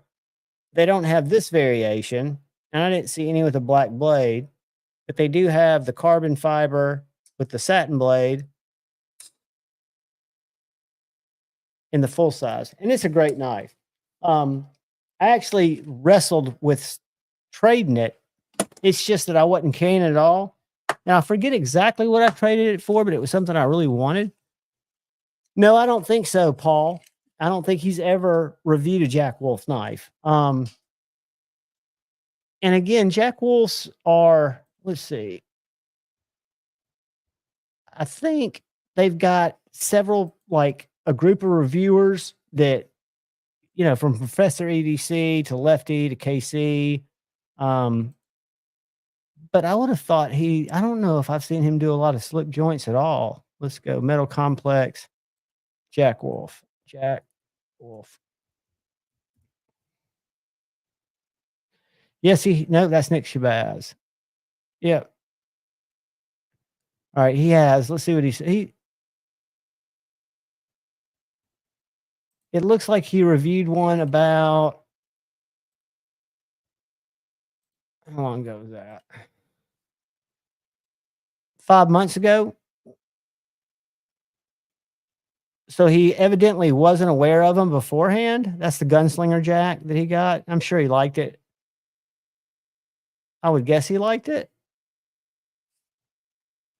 But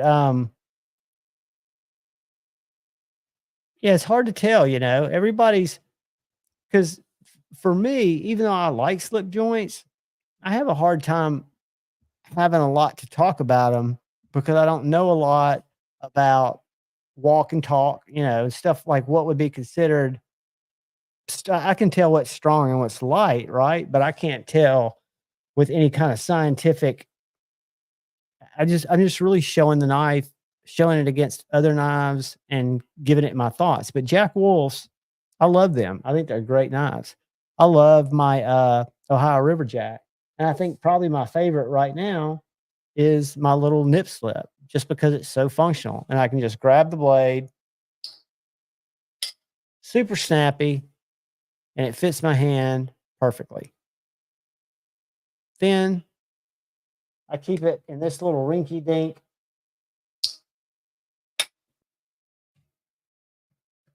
shitty slip. Just like that. And it stays in my pocket. And I just dig it. I love it. Which one opportunity, Paul? I think the Bexar Tactile is a knife I wish I had. But yeah, it's a sweet, thin little knife.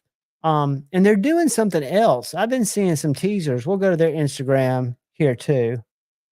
Ron Crow, welcome, buddy. I hope your dinner was delicious. I'm sure it was. Let me start getting myself psyched up. Hold on. Let's do this. Where was it?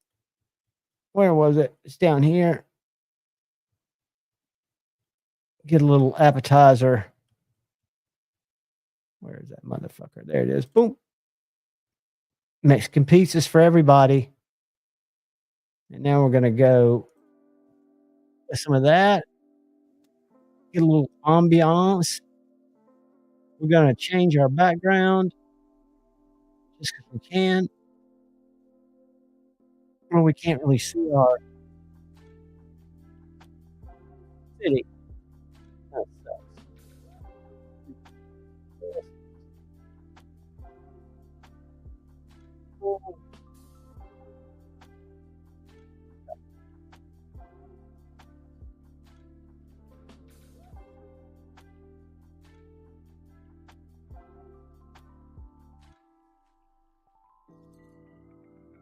Do that.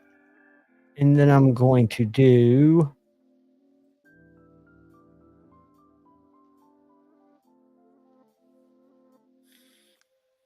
guys, and y'all tell me when you want to do the giveaway. We'll go live for at least probably another hour, but I know some of y'all aren't going to stay up for Maddie and y'all go to bed. And this is just going to be kind of a general giveaway. So we can do it now if y'all want and still go while people are in here. Give me some votes now or later.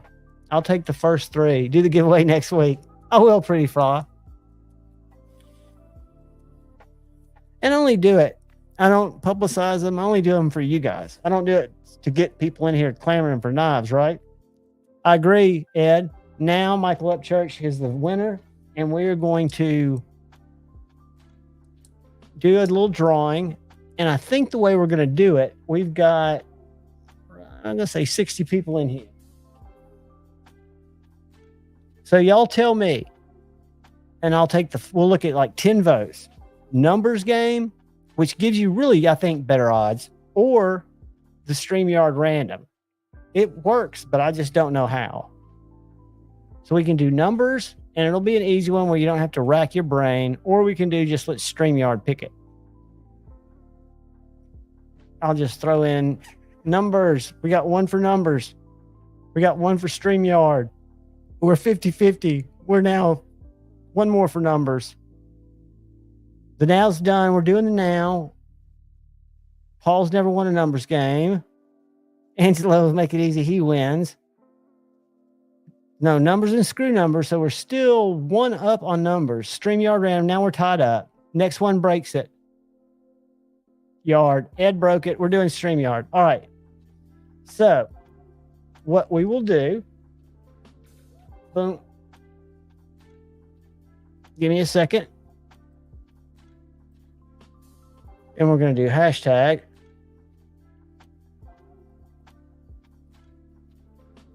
And Concept sent this to me. So I am going to check your spelling, guys. No capitals. Doesn't have to be capitalized. I don't even think it's cap sensitive. But all you got to do is throw in a hashtag Concept. If it's misspelled, you want to spell it like I misspelled it, right? And then we'll just, everybody can just throw in the concepts, and we will, I'll throw some other stuff in there too. Some other little swaggage stuff. Got some pretty cool stuff that I can add to it. But the main gist of it will be Michael Upchurch got in, Ron Crow got in. So we got a few people. Everybody get in. Even if you don't want it. If you win it, it'll ship to you. It doesn't cost you anything. And you can pass it on to somebody or throw it on Blade Binge. You know, that's somewhere I haven't been in a long time. I'm going to go behind the scenes real quick and check out, see if there's anything worth sharing. I used to be so good about going, every day, several times a day when I was just scrolling for knives like a junkie. Not looking for anything in particular, but just seeing what was out there. Now here's a blade, Berg blades for $320, which you'd be better off to get a Padre X. I do not like the X's. I've got a Tau X and a Pulsar with a lock and do not like it at all. Liam Mom, Berg blades. Everybody getting in on that? Everybody throwing their concepts? Yes, we're getting people in there. We are getting people in there. We are up to 40 entries. So we've only got a few more people that haven't entered. So we got about 20 more people. And they all don't have to get in, but we'll let it run for about 60 more seconds. I even got a little stopwatch. So I'm going 60 seconds. And I'll count down when we get close to 10. But what I was going to show you guys, we'll look at some Blade Binge real quick. There is a Militaw in stock, but it doesn't look like it's any cheaper than I can get. What the fuck? Excuse my language. That's why the parental advisory lyric is on the tab, because I do mess up. $145. I think you can get that on Amazon for about $145. No offense to Silver Gold, but he's got a. So up here at the top, that's what I mean by the Padre X. The Padre is one of the best knives I own. But the X, with that X lock, I can't imagine it having any detent. I imagine it being a totally different knife except for how it cuts, which is what's important, I guess. But there's the Sweeney, Jack Wolf's, a couple of Hinders, and then Finches, Zero Tolerance, Viper, Hinder, Storm. That's interesting. I didn't know that existed. All right, guys, we are at 1 minute and 17 seconds. So I went over. So I'm going to stop sharing here. I'm going to go back and share here. And if you don't have your concept in there, Crispy Critter, if you're not in this giveaway yet, I know you just got here, my brother from another mother. So please throw in a hashtag concept. Anybody who's come late, we're giving away the mini Main Street and some other little swag items. Pocket Razors, what's up, buddy? Put hashtag concept in the chat. And we will do the drawing. So anybody that wants to leave can. I'm not bailing out until that Mexican pizza up there just really draws me crazy.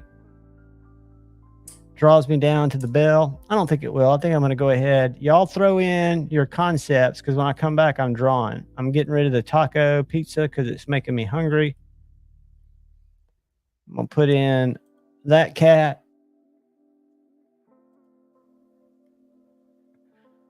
All right, so everybody in that wants in, we've got, let's see how many people we've got in. We've got 42 and we've got 64 in the crib. So that's 20. Ratio is pretty good.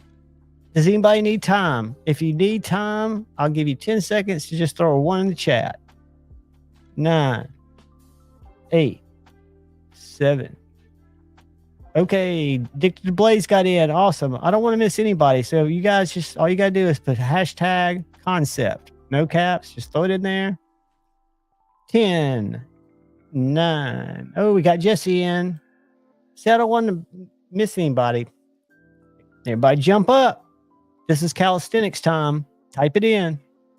10, 9, 8, 7, 6, 5, 4, 3, 2, 1. Good luck, everybody.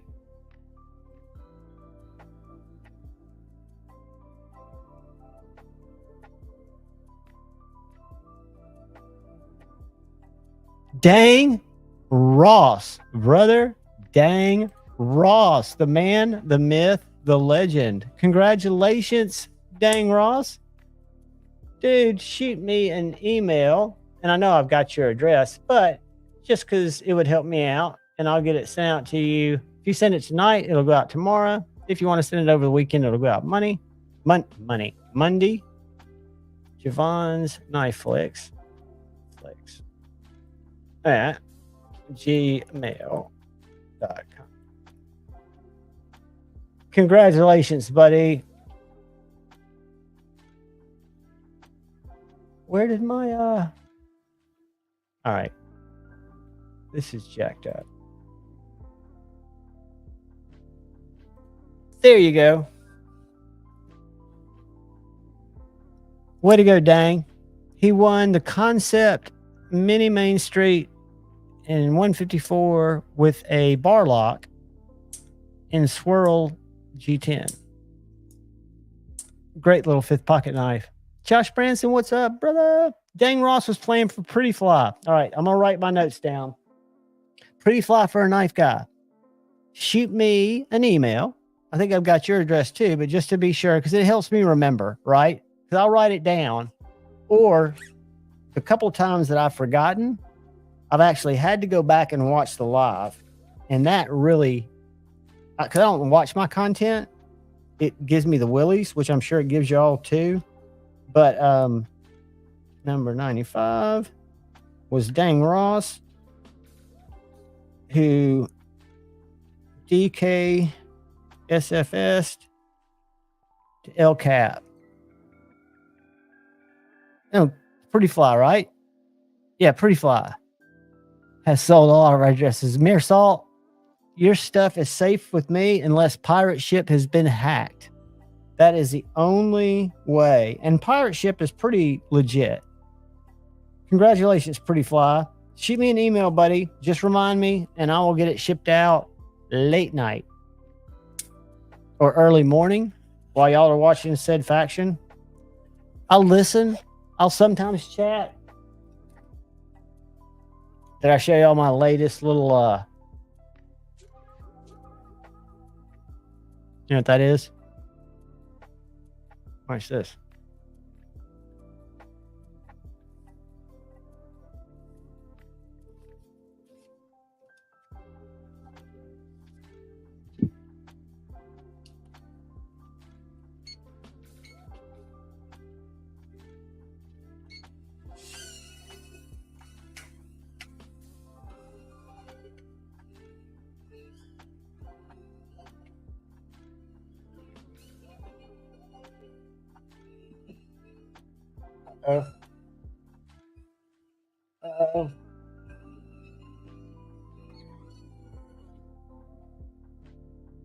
Pretty cool, huh? It's one of my other weird things. I race these little drones around my house. And Chippy will be sleeping. And I'll fly it up to her. And one of them's got this like Cyclops eye. That was impressive. I rarely get it to land back in my hand. Usually I'll crash it somewhere around here, but they're so light they don't crash too hard. Congratulations, El Cap Addict. I know one thing I wanted to check just for shits and giggles, because I've also stream on Rumble just in case, and I've started to try to upload videos, but I'll be honest, guys, it's time consuming just to actually get it up there. And I don't think you just never know what YouTube is going to decide. I did read something very interesting, and I'm going to share with y'all about Instagram. And if y'all remind me, because I'll probably forget that, say you were going to say something interesting about Instagram. So if we go to Rumble,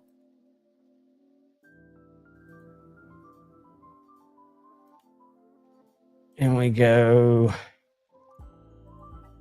what's weird is they've got your content and they got your channels. So I don't understand Rumble, but we've had 4 views. And you want to talk about commercials?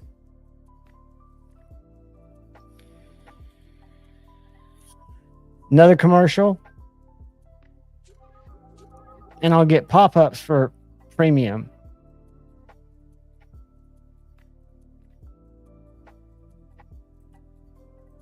So we're on Rumble. All right. So Instagram. Have anybody? Paul Mills, dude, you didn't have to do that. Thank you. Thank you. Thank you. I don't have it to toggle to turn off. El Cap Addict. Thank you, brother. Appreciate you guys more than you know. So Instagram, and this came from Jim Skelton, maybe. But shadow banning. So for example, if we were to go to Instagram and we were going to look at one of my posts, because I think I'm kind of shadow banned. I'm not worried about it, but I just think it's reality. But there's a way to fix it. And I'm going to show you.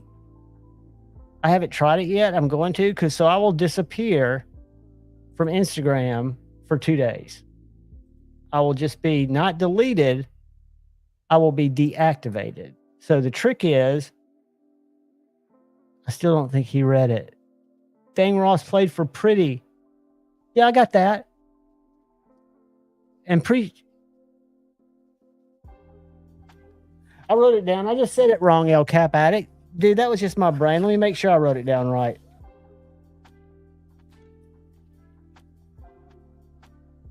I'm just an idiot when I talk, guys. I've got dyslexia. I've got just, old age.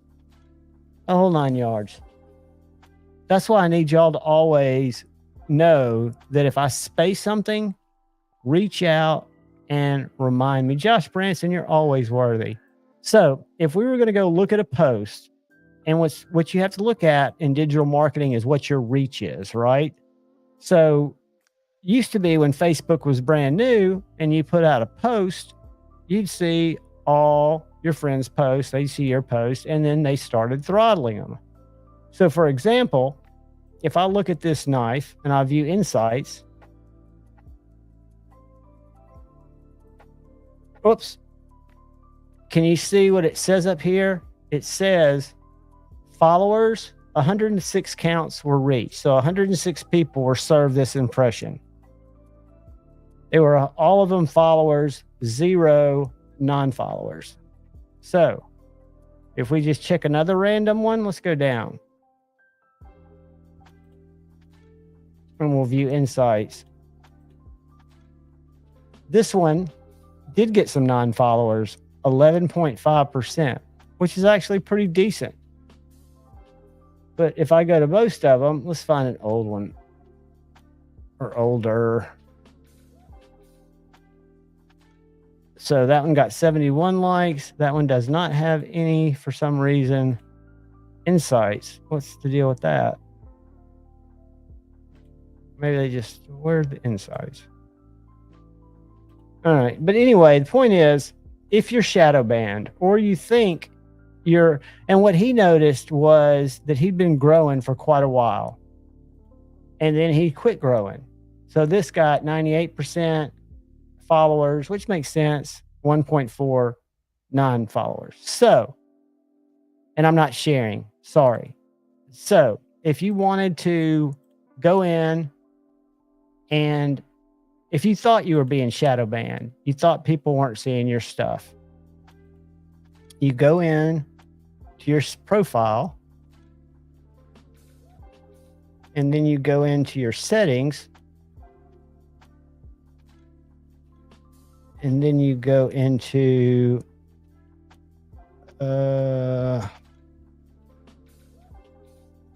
hold on a second. Let's do this.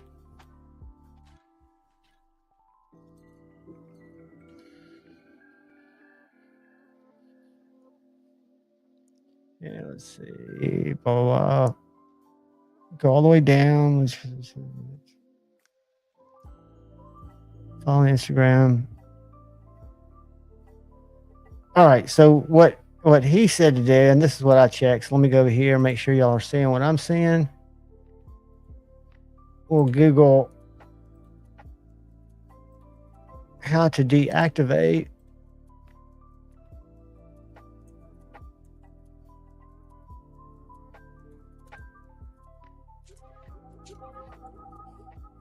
All right, so you go to settings, account center, personal details. All right, so let's go back here. Let's go to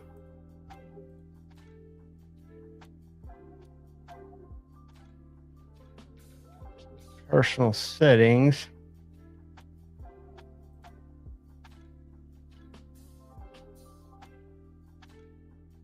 I'll share it with you when I find what I'm looking for.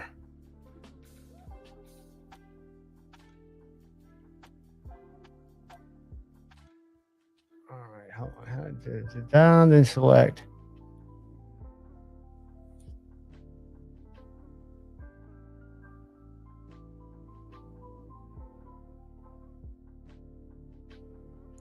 Go to, I don't see that settings.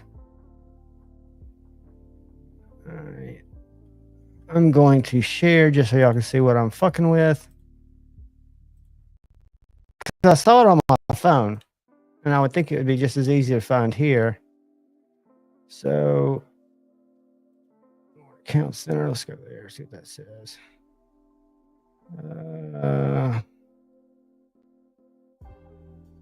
Accounts.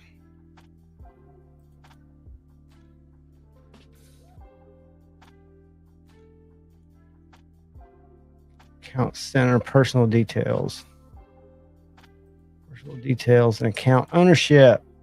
Personal details. Account ownership right there. And then you go deactivation or deletion. So I'm going to go to Javon's Knife Flicks.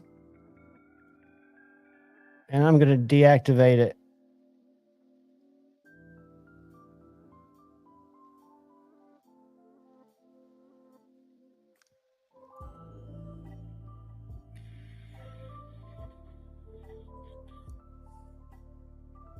Oh, shit.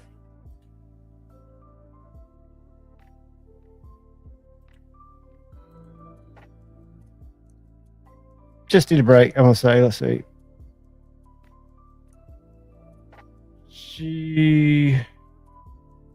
Do I want to say want to remove something else? Something else. Just need a break. I'll do that. So now I've just got to remember to go back in and activate my account. Why does it not do anything? There it goes. Boom. So I've got another account, my John W. Evans 1999. But I just deactivated. Oh, Josh, I was just showing there's a people have been shadow banned on Instagram, right? What that means is, and when I was looking at my insights, no non-followers are seeing my posts. So Jim Skelton had done some research and learned that if you deactivate your Instagram account for a couple of days, like 48 hours, like I'll start mine again, I'll just say Monday, I'll just keep it off for the weekend, that you should start getting more reach and you should start reaching new people again until Instagram's filters do it. That's why you can't deactivate it more than once a week. So I'm going to share, I'll show you his post that talks about it. And if you guys want to read it, because that's where I got the instructions to do it. Let's do this. I'm going to have to log in again. Continue. Yeah. Whatever. Log me in. All right. So, Jim Skelton.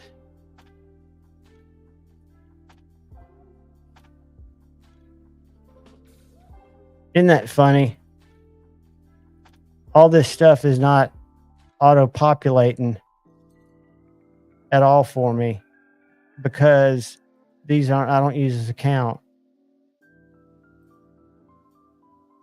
All right, that's ridiculous. Not now. Let's go. I'm sorry, guys. I'm just searching real quick so I can share this.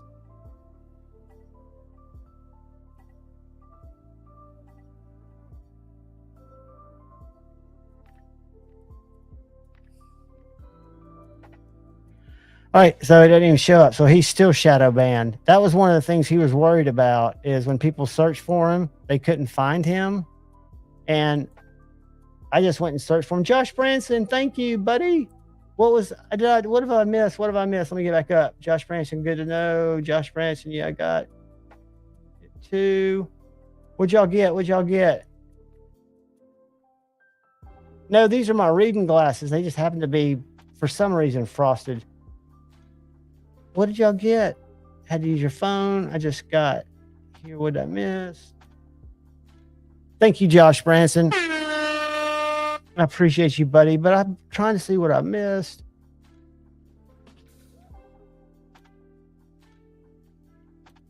You guys, it's because I have the worst lives ever. All I do is get sidetracked, right? Josh Branson. Have I gone too far? Missed one, brother. Oh, there we are. Dang, Ross has been a member for 18 months. And he played for Pretty Fly. I got that one. El Cap Addict is awesome. Trying to tell me, and I wasn't in the... See, what happens, guys, and I'm terrible about this, but I only have one screen. I got my laptop. I need to get a junction box and another monitor so I can have chat going and share the screen, or not share screens. The other two super chats I sent to, dude, thank you, Josh. Let me just look at super chats. Hold on a second. I can do that on another screen. And that's the other thing that I'm terrible about. Y'all know that from me not reading comments. I read them, but I don't engage with them because I'm just overwhelmed. Third time, Josh is just throwing out. Thank you, buddy. Thank you guys for helping with shipping. And Josh had to help 3 times because I am negligent, and I don't do it intentionally. I mean, I do these lives and have started adding them like at random times, like my late night Tuesday one, where we just have a few people, and then the members live where we just have a few, just because I enjoy doing it, right? I enjoy hanging out with you guys. Don't do a lot of other stuff. I do, but not anything that's like pulling my time away, right? My child's grown up. Don't date too much because it's just a pain in the ass. They don't understand knives, the ones that at least I'm around. So I enjoy doing it. So I definitely appreciate you guys. And anytime y'all help, I appreciate it. But I never want y'all to feel like that's why I go live. I do appreciate it always, but that's not the reason. And I do mean that sincerely. And while we're on the subject, my link tree, the only links that you'll see on my link tree are links from companies that I do business with. I didn't have companies reach out to me. I reached out to companies. I have companies reach out to me, but I don't have the brain power to ship back knives or to have just a bunch of random knives that I don't have any really interest in. Earlier in the morning, it could be Paul Mills. 2:00 in the afternoon's a little late. We could do it. If I was going to be just really gangsta, I could do it like at 7:00 in the morning. I could watch said faction, take a nap, run to Hardee's at 5, and I could probably be in just rare pretty fly. You're right, buddy. That's one. I mean, I definitely played with it, but that's one that never got me. I was gotten by about everything else. I took the more, I guess, irresponsible route when I went to go fast. If it wasn't going to burn $220 out of my pocket, I just wasn't interested because I was an idiot. And that's why I quit drinking. One foot led to the other. Spencer, what's going on, dude?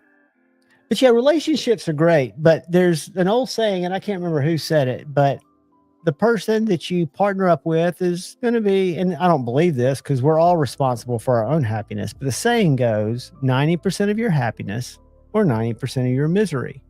And I saw 50 Cent on a Stephen Colbert interview, and they were talking about 50 Cent's going through this celibacy thing that he's been doing for a couple of years, allegedly, according to him, so he can focus more on business. But Stephen Colbert said, 50, is it true you've never been married? And 50 said, it's true, Stephen. I've never been a voluntary hostage. And that rang to me, not that they're not beautiful, wonderful marriages out there. That's why I'm saying it's so important that you connect on the right reason. And I think one of the things that's unfortunate, at least in my experience, I've only been married once, but it was kind of at a younger, not young, I was 26, but at the same time, I think all my friends had gotten married. I kind of felt like, yes, I agree, Pretty Fly. I consider myself California sober because I've kicked out everything alcohol. I had a real bad opiate addiction where, I was basically eating a Hinder every day and a half. And it was unsustainable, and it went on it didn't start out that way. That's what it graduated to when I was kind of at my bottom. But for about 10 years, I was just one of those things, right? And I did that on my own. My family didn't know they knew what I was going through. They thought I had the flu. They didn't know I was going through serious withdrawals. But it's the only thing that's ever really controlled me in terms of I needed it to feel human, which I'm sure is, the same. But there's nothing, I've never done I've done plenty of opium that I used to get on tour. But yeah, they're no joke to kick. And I will tell you that there are things out there that help, that are natural. There are ways. for me, it just became unsustainable. And it gets to the point to where it's just so horrible because really no matter you're chasing, at least I was, that kind of feeling. And, it's just like it gets less and less and less. But I've heard benzos are a lot harder to kick. And I was prescribed those for about 3 years and then weaned off them, and I had no issue, but I wasn't abusing those, right? I can imagine, Michael, because my drug of choice when I was drinking was Coke, and I did a lot of snow caps. Never smoked it, but I went through a shitload of it. I loved it.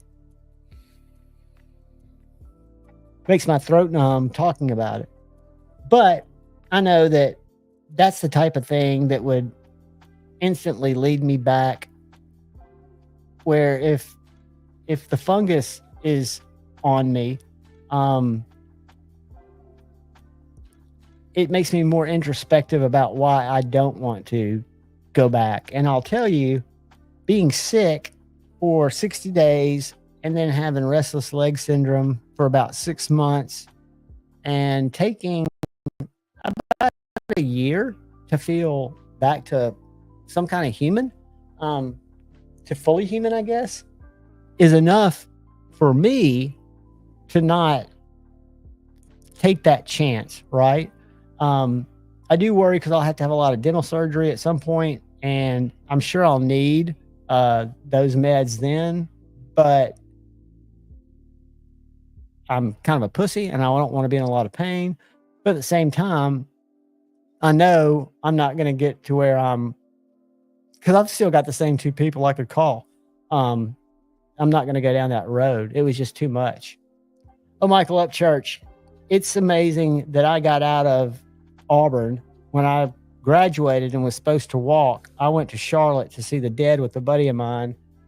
And I'm glad the statute of limitations is out, because that whole year, that kind of funded everything I was doing. Because we found just a very unique depression in a cow field that had a bunch of dumped old hay. And you could close your eyes and you could pick up 10 pieces of gravel. You could spin around, stop anywhere, and throw the 10 pieces of gravel, and you'd hit 8 mushrooms. It was insane. So much so that I, for a long time, didn't even have any desire to do them. It was kind of the law of diminishing returns. But I was at a different stage in life when I got older, and had a totally different mindset. It's a totally different experience. At least it has been for me. And it's when I partake now, it's on a very micro level. I don't go hero mode anymore, which is where I'd start in the old days. I've seen some weird shit that wasn't there. And I've seen some people do crazy shit that's always led to a hospital visit where you've got 3 people shrooming their brains off. Michael, you didn't live on Gay Street in Auburn, did you?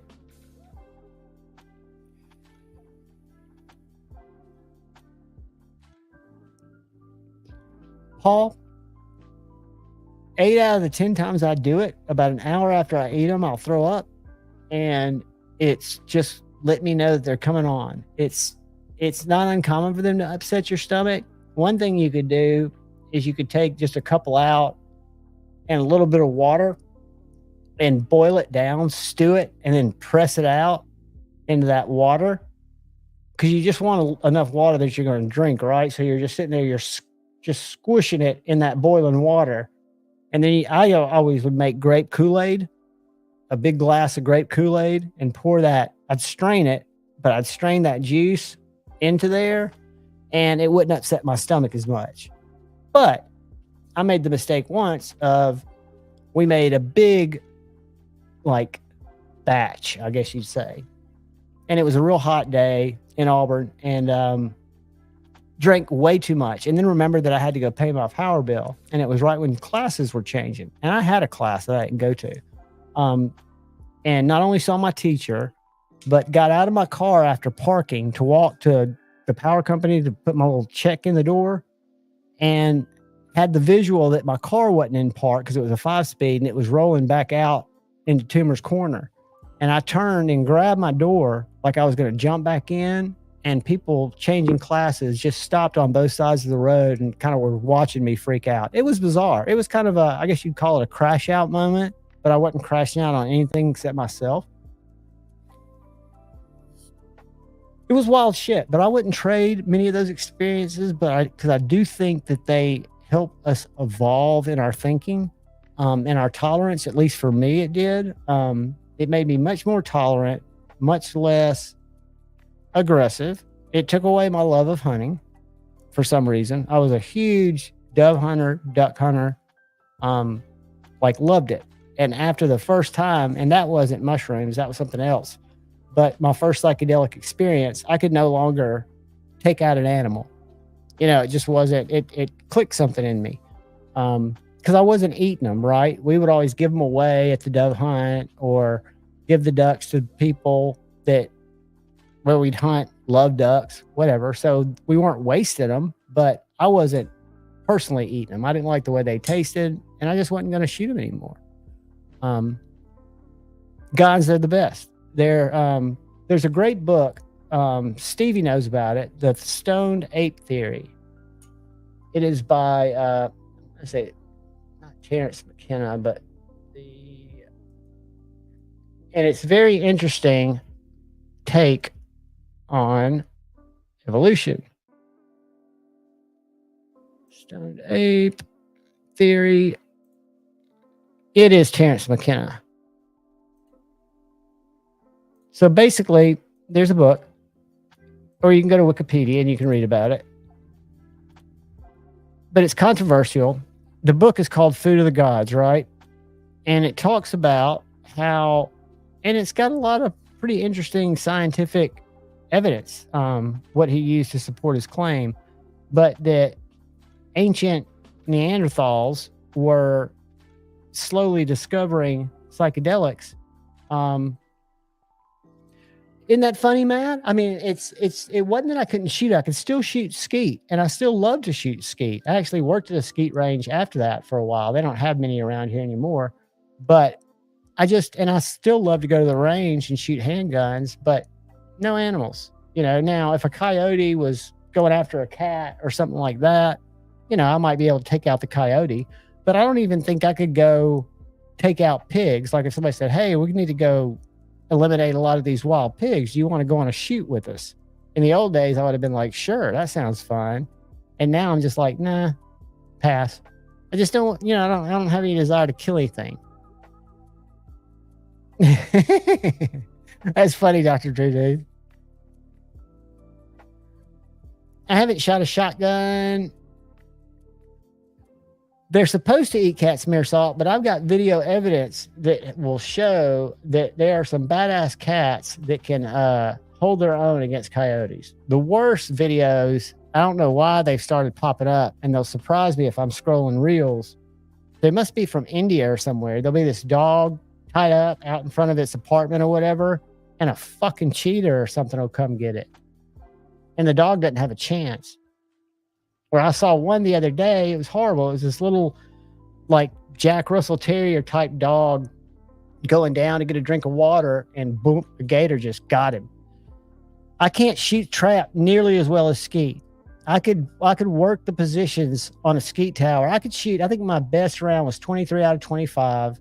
Trap, I was shitty. I couldn't hunt quail either. I mean, I was more of a passing shot guy. And there were a couple of times our limit in Alabama was 15. It was 12 when I started, 15 when I was a good shot. And I shot a Ruger over and under red label that was chambered out in skeet. And I could get my limit with a box of shells, usually with a couple of shells left.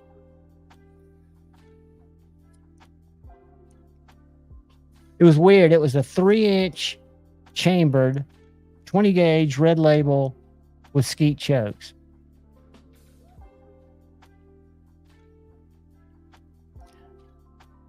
That gun's still up in my dad's safe. one of my favorite guns. He's got a I don't know if he still has it, but he had a Browning over and under Belgium made Satori 12 gauge 3-inch, kind of a bigger, just beautiful gun. And he had a beautiful, still probably does, Browning Auto 5, probably from Knife Eclectic. The shotguns aren't an aim thing, they're a point thing. And for me, they weren't natural. Skeet really helped me with that. Actually, I hunted doves before Skeet, but it's just about following the line of whatever's flying, leading it, depending on how far you are, and just continuing, kind of like following through with your golf swing. But yeah, I saw somebody just say something about Black Eagle.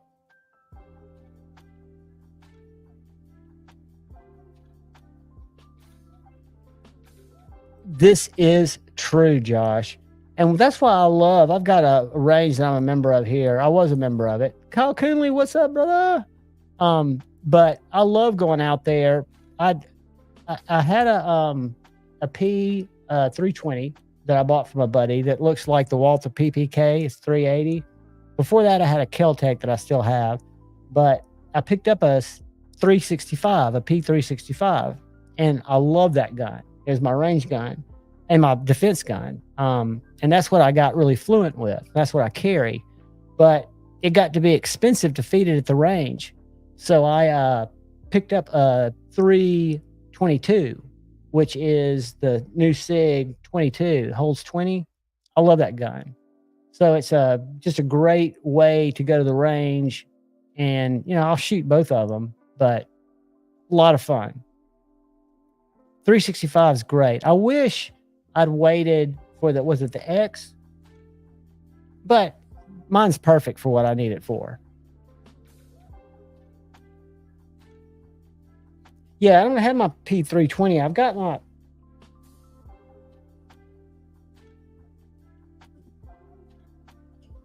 I don't think these are supposed to be shown, but it's a air pistol. Speaking of air rifles, I bought one of the last Benjamin pumps that they had on Amazon. And when I was a kid, CZ's Crispy Critter, those are just awesome. Paul, I'll tell you, there's the 355. I want to say it was around $300. It was not that much, and I picked it up, and what I save in ammo made it pay for itself. You think about it, what you can get long rifle for.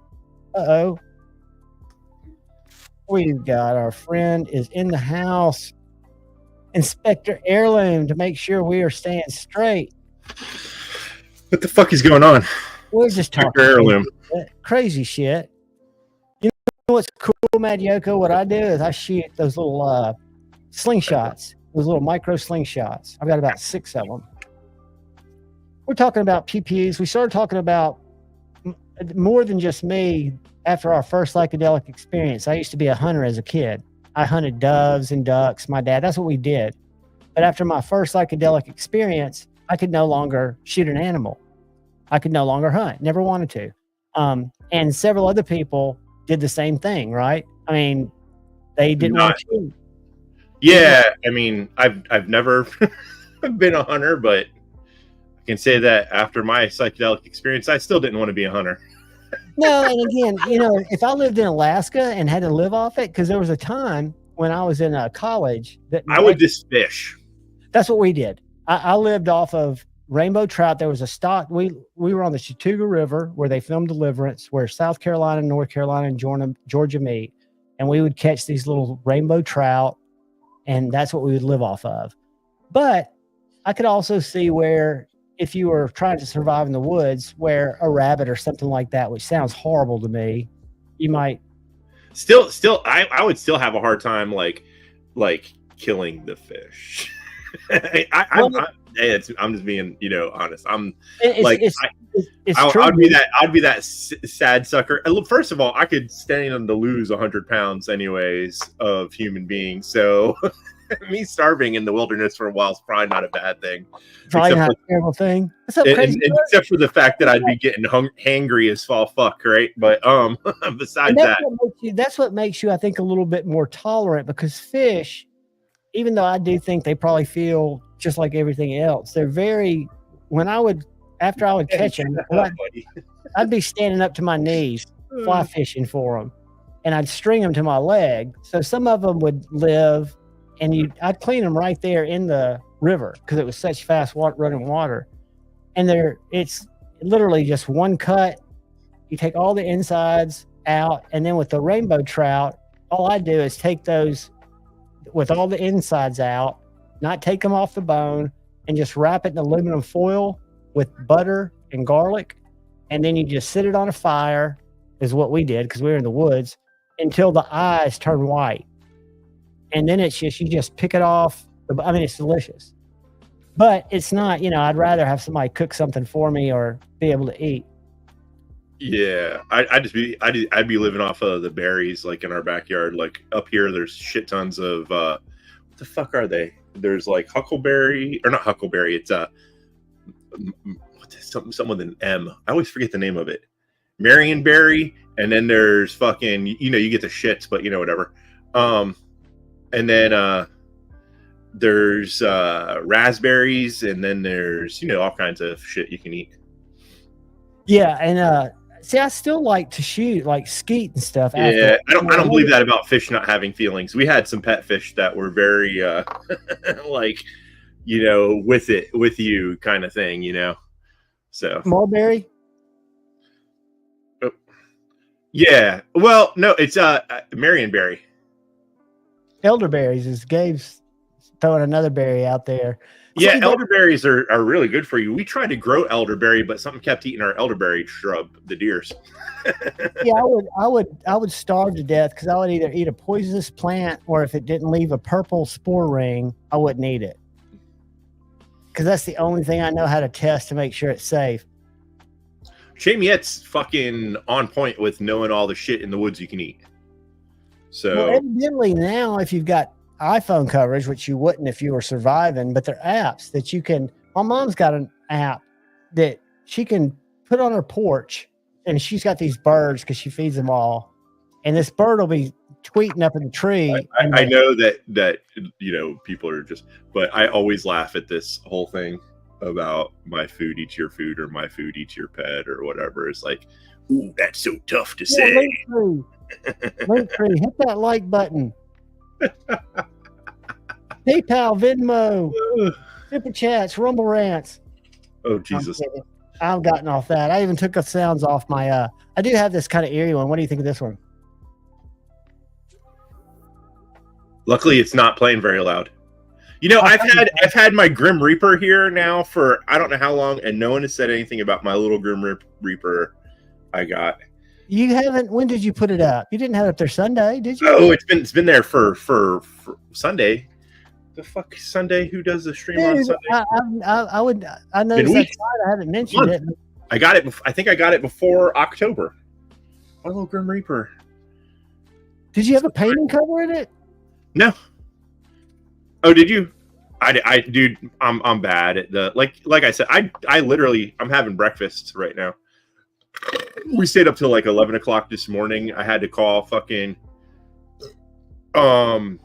goddamn Xfinity. Evidently, I went through in 2 days my whole data usage of one point whatever terabytes of data on my Comcast Xfinity plan.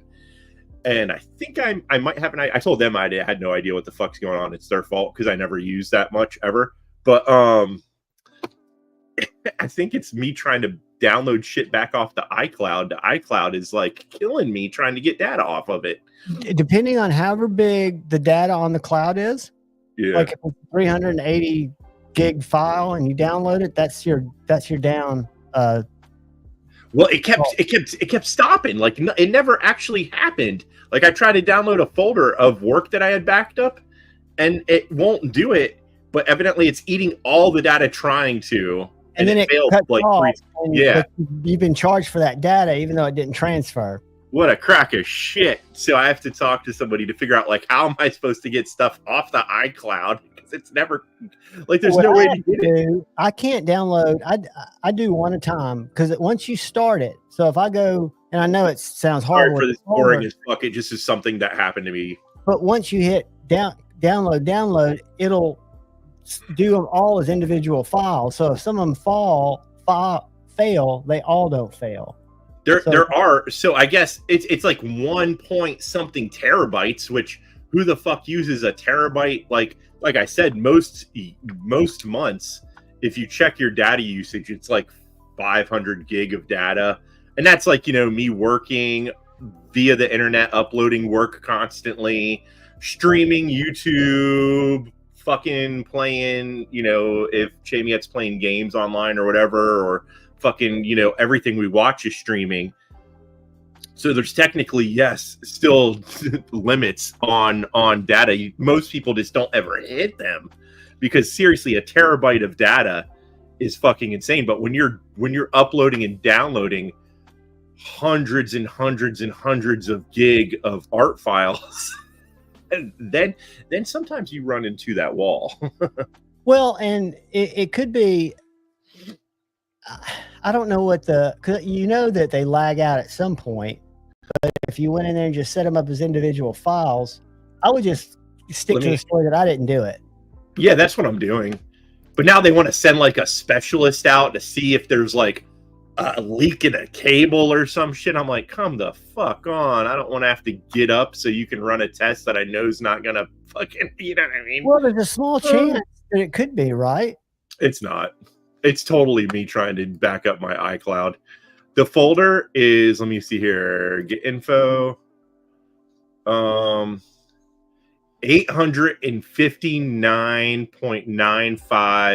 gigabytes. So yeah, it's so almost, each file, like if you started clicking on those files, how many files are in that folder? 100? So no, there are, let's see here, 25,170. Oh, God damn, never mind. Individual thing. You need Yeah, internet does have leaks actually. It does do that.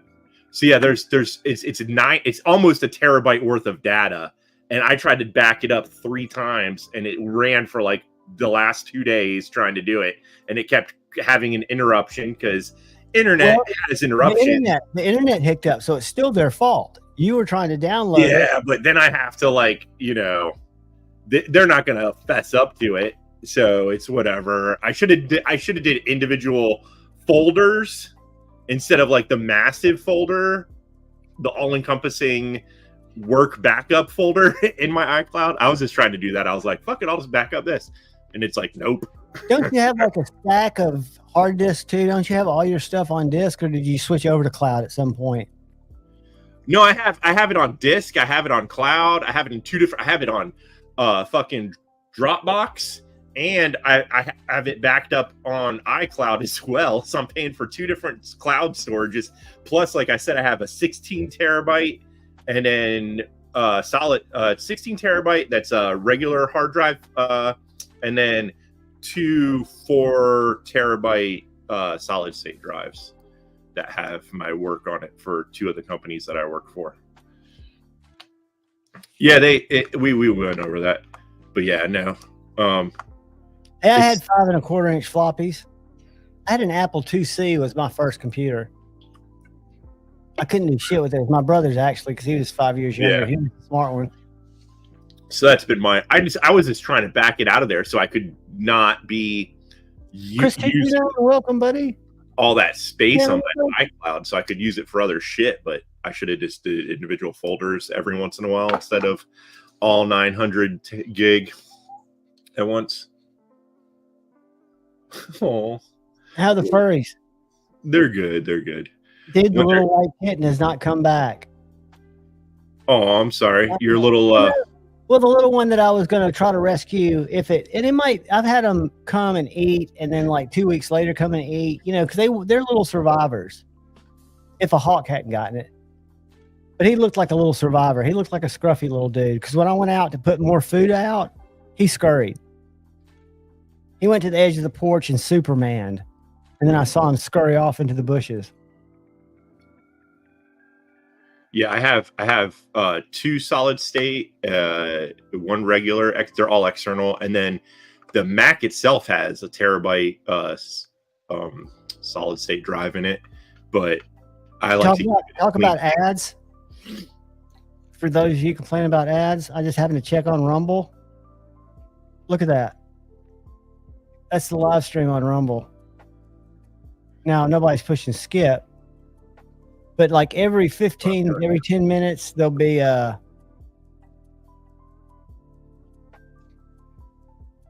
don't know why that's so delayed. I have no idea. There's lots of people on there, Rumble.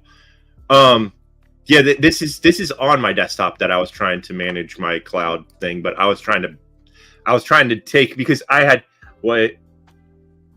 a drive go down, so I had to back up everything on that drive to either Dropbox or the iCloud, and that's now I'm trying to get it back off of there because I use my iCloud storage a lot for the art that I do on the tablet. So that way it's on the cloud. So that way. How long did it take you to upload all that? I mean, if you successfully uploaded it all, that was at different times, right? Like overtime. It was. I did the same thing, but it didn't. The upload ran smoother than me trying to download. So. Whatever, I was doing individual folders instead of like the one giant massive. It was just, me being stupid and just trying to get it done in the background at night when I was sleeping or whatever. Just thought it would be a good way to transfer it. Now you're not as worried about it because you've got it in other places. Yeah, I'm just gonna wait a while and then just do like a folder here and there instead of trying to do a massive thing. Something that was sent to me to check out that I'm actually very impressed with. Let me make myself big for 1 second. If I know how to do it. Girls don't fight. You know what that is? A Vosteed. Nope. Let me give you another look. Dude, I have no. Oh, Jesus Christ! It's a Vosteed. Dude, I don't know who makes it. Of all the creator knives. Because I don't even use the button. I use the frame lock. But it's a button actuated frame lock. Yeah. Diamond texture. It's got that lock bar like my that handle looks like boring as fuck. I like but it's so ergonomical. Now, some people probably won't like this little separation here. But for me, it grips just perfect. And that hollow grind. Yeah, the blade shape's okay. I'm not a fan of that hole shape. The hole shape it works. It's a front flipper that's also very doable. I just hate front flippers. Creator knives. It's a best tech. Okay, that's what I thought. I thought it was a best tech. No, but Kung Wu Gons, when he talked about would people be interested in a integral, I think he was talking about Kung Wu. Speaking of integrals, Carco sent this for me to check out, which is an Andrew DeVille ADV Ronin. Check that bitch out. Custom integral. You just went from like one extreme to the next. You went from super boring to super True. But, it's. I was kind of like, sure, I'd love to see the tri-stash, but I'm telling you guys, it feels solid. It feels like when I think of this in a Kung Wu. The blade looks nice. I'm not a fan of the hole, and then that handle just reminds me so much of, because I got an ad this morning for some of the Vosteed knives, and they have so many of them that look exactly like that. It's just, I don't know. Fair enough. I mean, you can have ergonomics without it being just a fucking rectangular slab. Sure. That's and I've seen rectangles done better. I'm just being honest here. Yeah, absolutely, and it's all subjective. The thing that bothered me about it, the thing that didn't bother me, but that I thought was a little odd, was it looks like it's got a big forehead. And I'm not talking about the swedge. I'm just talking about, for some reason, it looks foreheady. I don't know. I like it. I like it. Is it perfectly straight across the bottom? Perfectly. I like that. Yeah, I hate when they do a Warncliffe-esque design and then it still has like some curve to it. I like when it's straight across the bottom. It's perfectly straight. And again, I think the weight release just right to where it feels. It feels kind of beefy in a way, not heavy, but beefy. And then this is something I showed earlier. These released today. These are Kizer Militaw EDCs. Yeah, man, I'm not a fan of the look of that knife. Okay. Either. I don't know why. A lot of people were, and it was just so expensive. And this one's G10. It might be that it's a fucking straight ass rectangle behind the little finger groove on that thing too. Yeah, it could be that. Because they Like the also blade made shape on that, I also like as well, but the handle just ain't cutting it for me. and then they came out with a Militaw Fixie that has what looks like a pivot, but it's not. Yeah, that's the one I thought it was. Everyone thought it was a folding knife. Did I tell you about my nasty last week when I was showing that off and when my phone was ringing from that Instagram call? Speaking of, so the reason it was a Ray Laconico design that Vosteed's putting out now. Have you seen that? Yes. So it's like a smaller clip point. Now that to me looks way nicer than any of those three knives that you showed me. As far as like the handle to blade, the way it's got like a nice swoop to it. Yeah, but still very. That guy does good designs. I still wish his clip point had a little bit of a like curve to it, but it still looks good. Yeah, I like. Yeah, I understand getting upset about it being on Vosteed, but it's it is what it is. I think he's trying to make shit accessible to everybody, which I can appreciate. It's $170 something. Let's say it's 180, and it's S35 and titanium. And I don't know if Vosteed does good at whatever, and I don't know anything about. I've never used a Vosteed knife.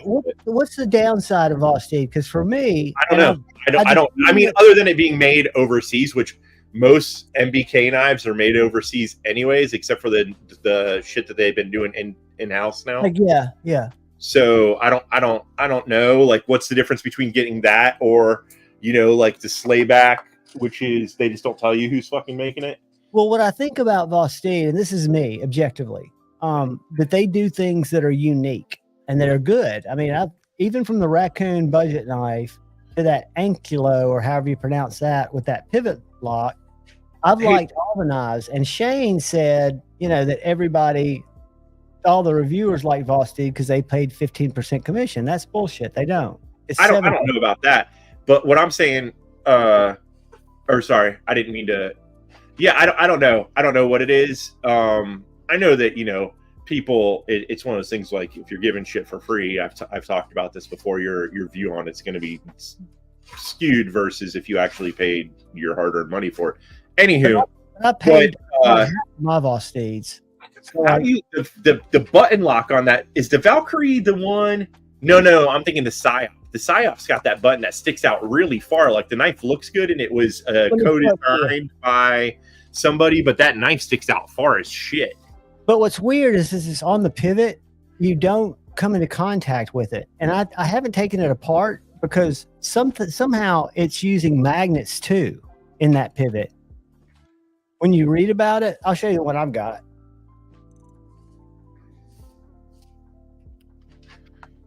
Yeah, dude, it's just one, like if that Ray Laconico knife was made, obviously in the States by whoever like them, they're charging at least, I don't know what the price of the Sea Otters are now, but they were like around four-ish, I think. So you're talking it'd be double the price. So I can't, be upset at someone,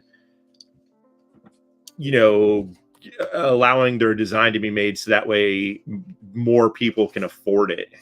Like some people, $200 might be their like max that they'll ever spend on something, and maybe they've been wanting a cool Laconico knife and that fits the bill for them. So shit, like I've mentioned before, a lot of times when I first was buying knives, do I even have anything like that sitting around here? Paying like, and this was not more than X amount of years ago, paying more than like $40 for a knife just seemed fucking ridiculous to me. Same here. Like when back in the day, this would have been like, I'd buy this knife, wear it fucking till it was dead, and then, in a year or two buy something else. But I've never have spent that kind of money on shit. Is that the lock you're talking about? The lock? Who's yeah. talking? I'm asking you. This is the Vosti lock that is. No. The PSYOP has it's the same. It's a button on the side. It's the button frame lock thing. Oh, the PSYOP. I know which one you're talking about now. It sticks out like fucking a quarter of an inch. It looks like. I know what you're talking about now. Yeah, but it doesn't, because I've my buddy A to Z's got that. That's a Tough Knife collaboration, and that Tough Knife that's coming out now, looks very much like it. But that's that top liner lock, or that it's a button, but it pushes the liner like a smock. It's not a plunge lock, so it's got more. It's not as touchy. The button's not, because you've got to actually push the liner out of the way. But this little knife is an odd shape. It's Elmax and titanium, and it's got this pivot lock that you push. I mean, once again, the blade shape looks cool, but that handle with that, I'm so over frag shit. I know. That's one thing I want. When I first saw it, and I think the first time I saw it was on that fucking jagweed that you had on the show that lives somewhere around Seattle. I can't remember his name. EDC. Yeah, and I was like, oh, that's cool. And then it was just like frag shit fucking everywhere, and it was just too much. I have to go get Dottie. She's losing her fucking mind. Bring her over. I'm going to try, but she's probably going to be very amped up. I love these little EMPs. I mean, they're best techs. They're imports, but it is a very well-made knife.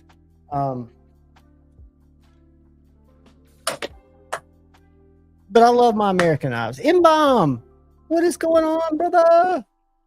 Long time no talk, my man. Richard, what is going on, buddy? Good to see you. Good to see all of you guys. Pocket Metal stepped off to pick up one of the furries, if they'll cooperate. Later, Flick Diesel, you out of here, buddy? They wanted some more pellets. I had put a little bit in the bowl to get them up and getting them up. They like keep our schedule. So they were in bed, but when they hear the tink tink of a little pellet hitting their little bowl, they scurry up to the top. They're like, fuck yeah. And I only put a little bit in there because if only one of them comes up, they'll just sit there and eat it all. And then it's hard to like make sure one's not eating a shit ton more than they should or something like that. It's fucking, pets, little babies. They're silly. Brando, I look at American now much more too, but at the same time, there's certain knives that I do like, that are made overseas, unfortunately. And like I said, I've got an interesting one. Pocket Metal, were you here when I was talking about the knife that guy Andrew sending me? Who he's a U.S. designer, and he had a batch of 18 little fixed blades made by a custom maker in Canada. And I'm going to show them to you. Hold on.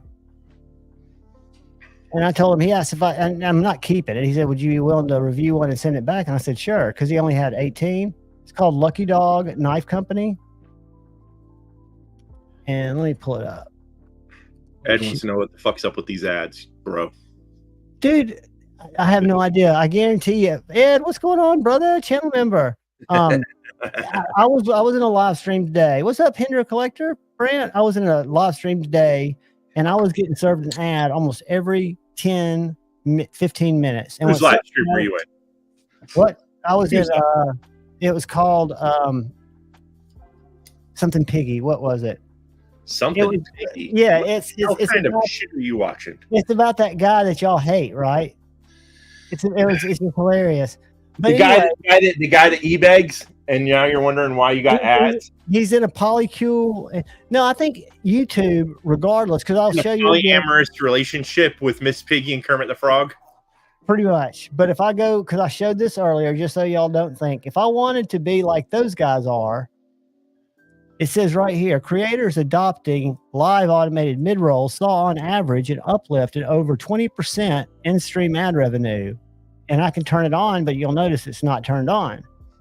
My ads automator is turned off. Monetization's on because monetization's on everything I do. It's always been on my lives because when people watch them after the fact, they get served an ad. Not a bunch of ads, but it's just not it's not me putting ads in. I think YouTube puts ads in regardless.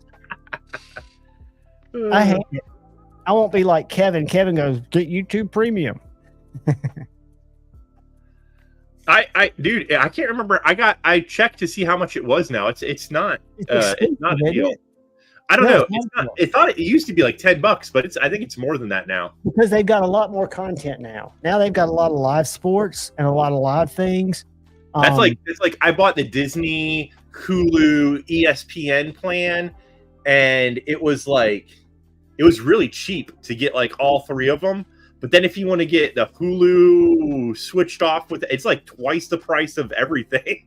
And when you're buying all those fucking subscriptions, that shit gets fucking.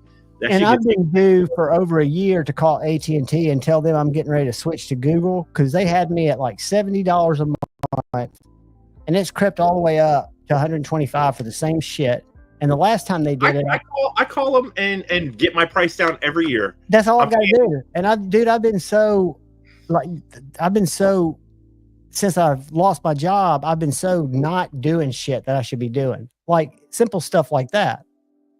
Yeah, I refuse to pay for YouTube too. But again, I've always watched. Hey, I think about it all the time because some of these ads get fucking ridiculous. I keep my finger on the skip button, so I'm used to them. You know, I know they're going to be there. That's at least good on that. But on some of those, like I said, like on Hulu, man, they play the same ads over and over and over again.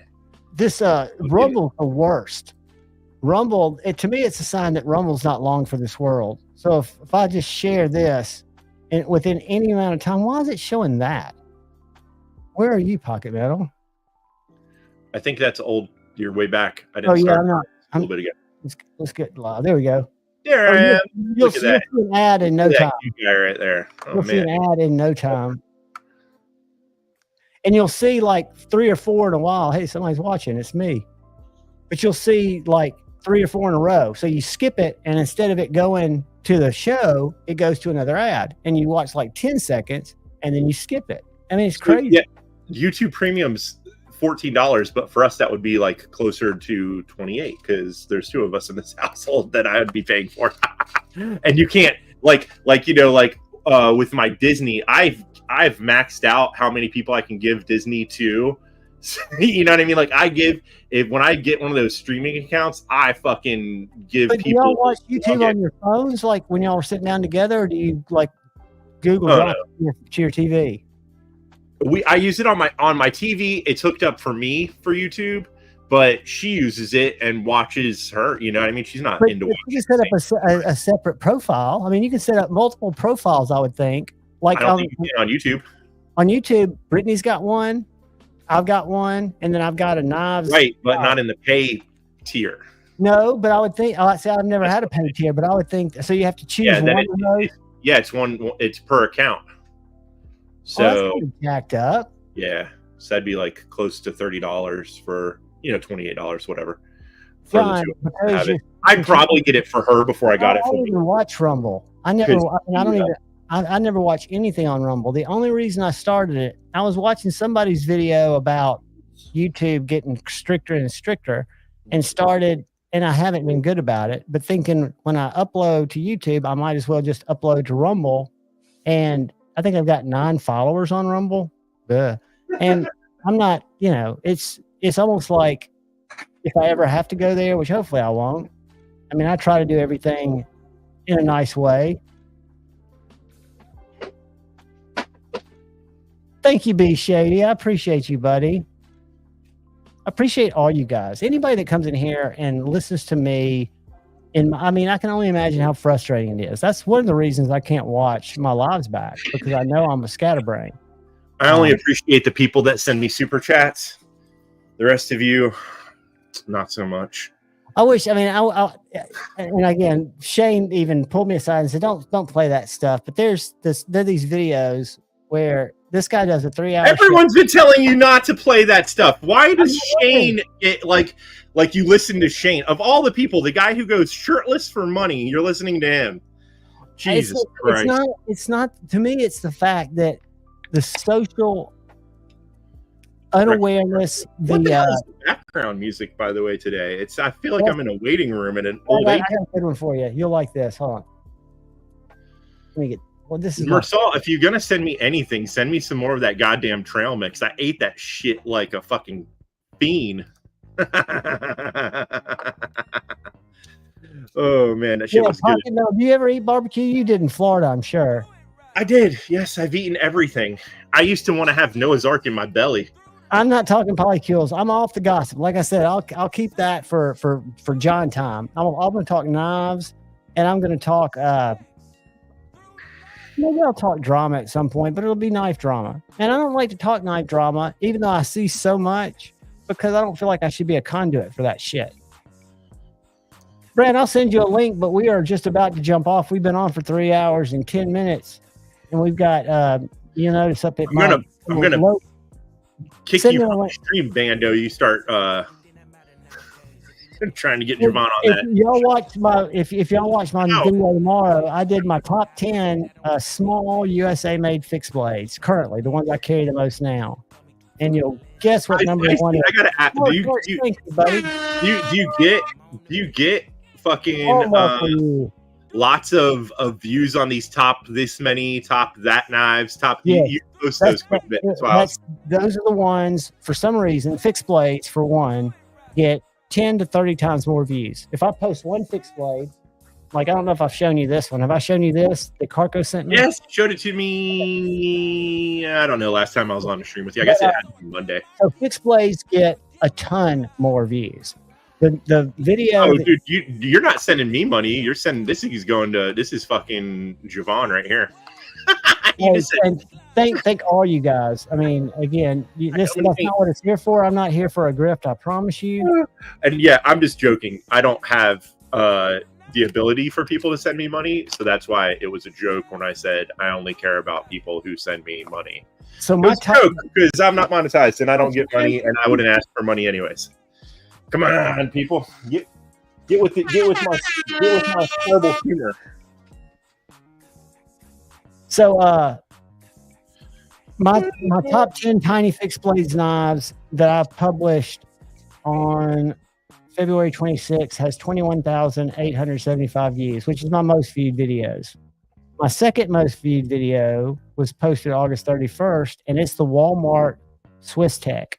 It is this knife right here. Oh yeah, I saw. Like I said, I don't watch this dude's shit often because he just drives me nuts now. But that fucking best damn EDC dude went and got like all the Walmart knives, and I've only bought this one.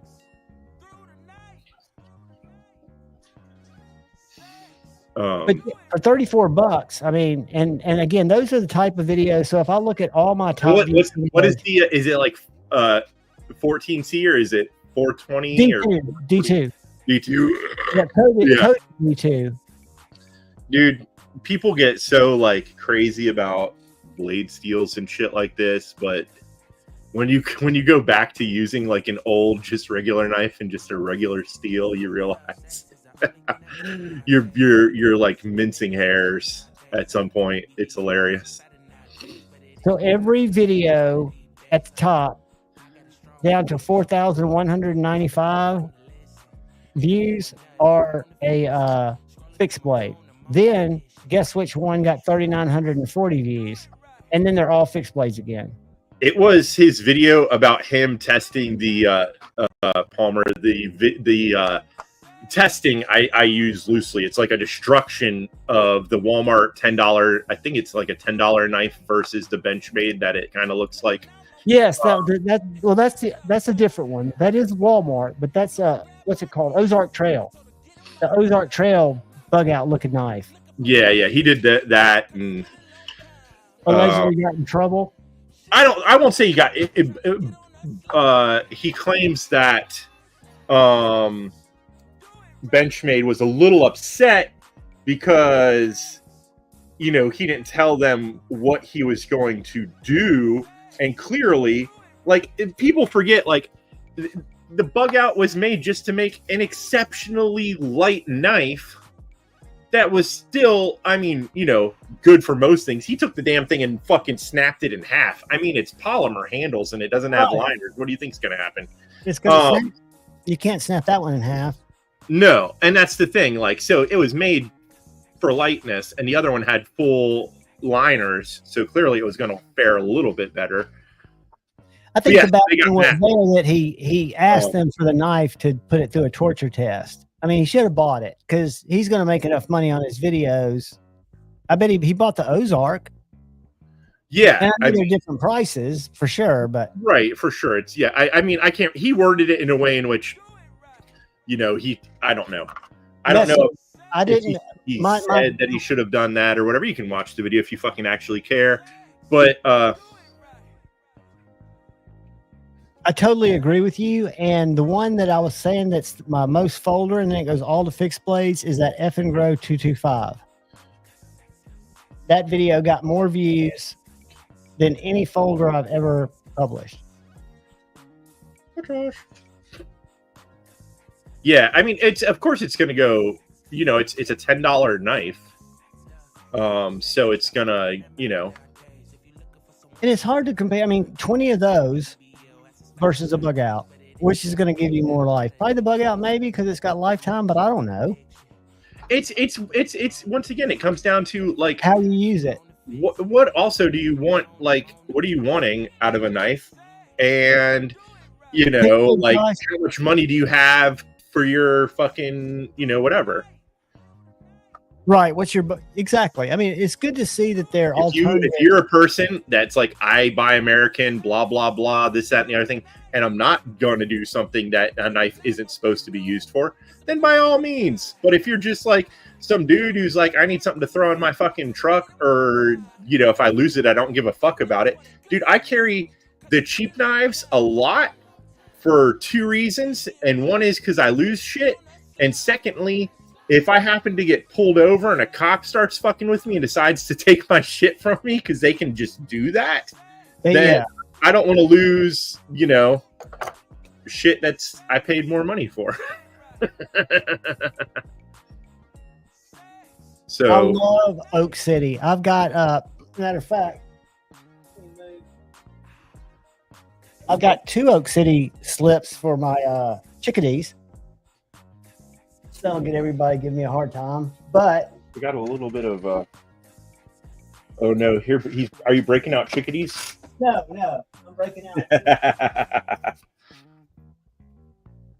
I love what Oak City does. This is one of their larger ones with a discrete carry clip, and it's got my EDW in it, and then I've got a small one.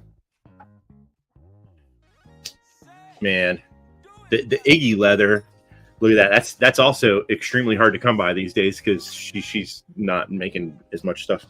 And then I got some stuff from Terry, which, where the fuck is it? And this has got an ultra clip. Where are my? The first split fix Experience Precision is a maker out of Maine named Colin McGuire. His company's Mag 10 Knife Works, and it's called the EDW. I assume the W is for Warncliffe. I don't know what the E and the D is for, but that is the steel is ABEL, I believe, and it's got a carbon fiber handle, and it is so thin. My Terry made slip. Look at that. That's awesome. That's pretty right there. That color is amazing that he did on that shit. And I got a matching wallet too, which is in my fanny pack. That's something I need to get into as a wallet. I'm due for another wallet. I've got one of Joe's right here too. I like the style that he made. If I can find it, I'll show it to you. This is a little pocket dropper. Oh, fucking gassy as fuck. You are very gassy, dude. Have you eaten yet? No, I had an energy drink and then a beer. that's It's just a little simple slip with one of his Lynch clips on it. Damn That's it. something I can show you guys that I know I've shown you all a few times. But the more My jacket? I lost my fucking wallet. We went someplace yesterday and I don't know what I did with it. It might be in the car still. these new Lynch modular Spyderco clips are the shit. I don't know if you can see that. Let me make myself big for 1 sec. My bad. I left my wallet in my car again. But this clip is 2 pieces. Yeah, that's my favorite looking Lynch clip for sure, because that one with the hole in it's fucking stupid. But you have to take the whole knife apart to get it in there, huh? No. All you have to do is take the clip off, and How do you then take the clip off? you, just like you would. Let me show you on a regular one. Hold on, let me make myself small again. All right, so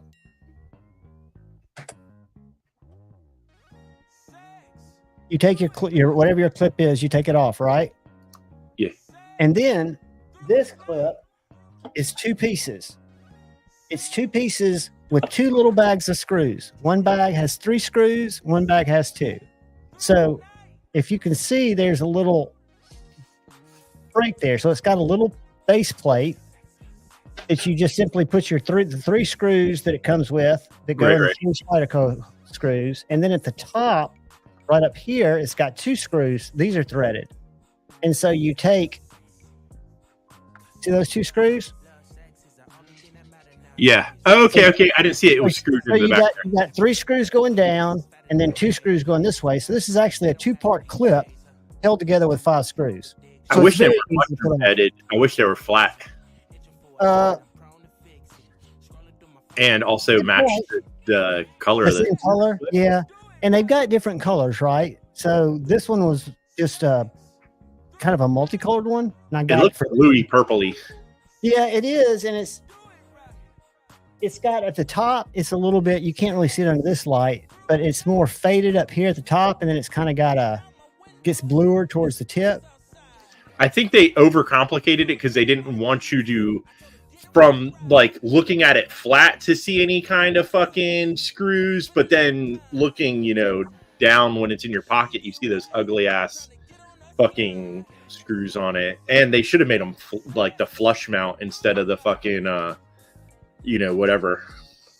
Yeah, and I talked to him about, or sent him an email about, wouldn't it be great? And I even offered to send him my knives that won't have a name, but they need new clips. I won't use that name. But he's like, dude, that'd be a great idea, but I'm focusing on a couple of knives right now. So it sounds like they're doing he's working on some full knives. I prefer the wire clips over I only have one. And like I said, they didn't have the Lynch leather one in stock. I bought it from some other fucking company that I thought was American made. And then someone told me now that maybe they're not, that Pacific Suns. It's like out of California or some shit. Anyways, I only bought one replacement because I actually prefer the wire clips, but I bought the Spyderco replacement one. I bought the Spyderco replacement for my Dragonfly, but since have fallen in love with wire clips. They're probably one of my favorite clips. Yeah. Just because they work well. I mean, and they work don't well, and it's super discreet. And you don't feel them in your hand really. No, I like it. I'm a fan, but whatever. Yeah, I never bent one, never got it stuck, it never tried to like grab out of my pocket or gotten stuck on things. I don't think I've ever like walked by someone's car and and ripped it a new fucking. Yeah, they don't scratch, they don't catch stuff. I mean, they're just a win for me. I mean, a pocket clip should work. And the worst knife that I had a Tucson that was one of my favorite Tucsons. I forget, one of y'all won it, and even when I gave it away, I said the clip is almost unusable because it was so thin or so short and so stiff. And one of the things cool about Max Ace is I remember they released a knife. I bought it, and Jared did a review on it, bitching about the clip being unusable. And Max Ace put out a replacement clip. and they gave it to everybody for free that bought the knife. I've never had this. This would probably be the most carried thing with a wire clip, and I've never had it fall out of my pants. Like I leave it in my pants and take my pants off, and it just hits the ground with them and stays right in the pocket of my pants at night. And then I fucking have to remember, to grab it. They don't eat your pocket, and they retain great for me. I mean, for me, the clips that I wanted him to replace, if I did a cartwheel, the knife would fall out of my pocket. But I could hang my wire clips and shake them, and they just work well. And they I have have a pair of resistance. Levi's shorts that were like my most worn shorts last year, and the pocket on them is fucking just destroyed from carrying other things besides this fucking little thing. Brando, I like the discreet carry is probably one of my favorites, with one caveat. The Ulti clips are easier to get out of your pocket, but they rust. For some reason, Ulti clips always rust. I'm always rusting them. Are you wearing? Because I've seen you wear like gym shorts and shit, dude. I don't go to the gym. I don't wear gym shorts. I don't play basketball. I'm not wearing basketball shorts. I'm one of those people that I wear fucking jeans all day, every day. I'm wearing jeans now. I'm just sitting in my house. I don't wear fucking, you know what I mean? Like, I'm not one of those people that ever wears, like, if I put on a pair of sweatpants in the house, even in the house, I feel like that's fucking insane. Like, I don't play fucking comfy clothes. When I see people out in the store wearing like fucking pajamas, I'm like, that's just No, I'm a jeans guy or a khakis guy. That shit might be thinner than denim. Maybe that's the problem. Absolutely genius. But so when you get it in your pocket over your hem, it's got this little piece of metal that goes up like this that locks under your hem. So this is not coming out of your pocket. The flip side is, I don't think I've ever gotten it out of my pocket with my pants on. I had to take my pants on and fucking wrench it to get it out. Take my pants off. I mean, it's just one of those things, but it works great. It's light. It's not as heavy and cumbersome as the Ulti clip. No one's got a hand job in cargo pants in Snom. They both mount the same. They both carry about the same depth. The Ulti clip is advantageous because you have that, you can wrench it out a little more. But I like the discreet carry. And they also have one more, like a regular clip that they stitch in there that looks good. And as a matter of fact, I've got that on another sheet. Let me grab it. And that's never like snagged on anything, those clips, the way that they hook on? They snag on your hem. Now you can't get them out. No, but I mean like on anything you walk by or something. Like, I'm constantly bumping into shit. I'm a big dude. All it's got is a little ramp there, right? But no, they're not really. It's not bumping. I don't bump anything with it. Don't get offended, Joe. We're just. Let me grab the last type. Hold on. But Patina's right. You do dress like a vato. I wear khakis every once in a while, like not like the brown colored ones, but like gray ones. But it feels like there's not enough fabric there. They feel too thin. I don't know. I wear them only every once in a while. It's weird. Like, our weather went from 80 degrees down to now. Like, yesterday it was like 44 when we were out and around. So it's like the transition from summer to fall didn't really happen. It just went to like, I don't know. So the khakis, I just wear jeans. I didn't even wear shorts hardly this year. I was like, fuck it. I'm just going to wear jeans all summer.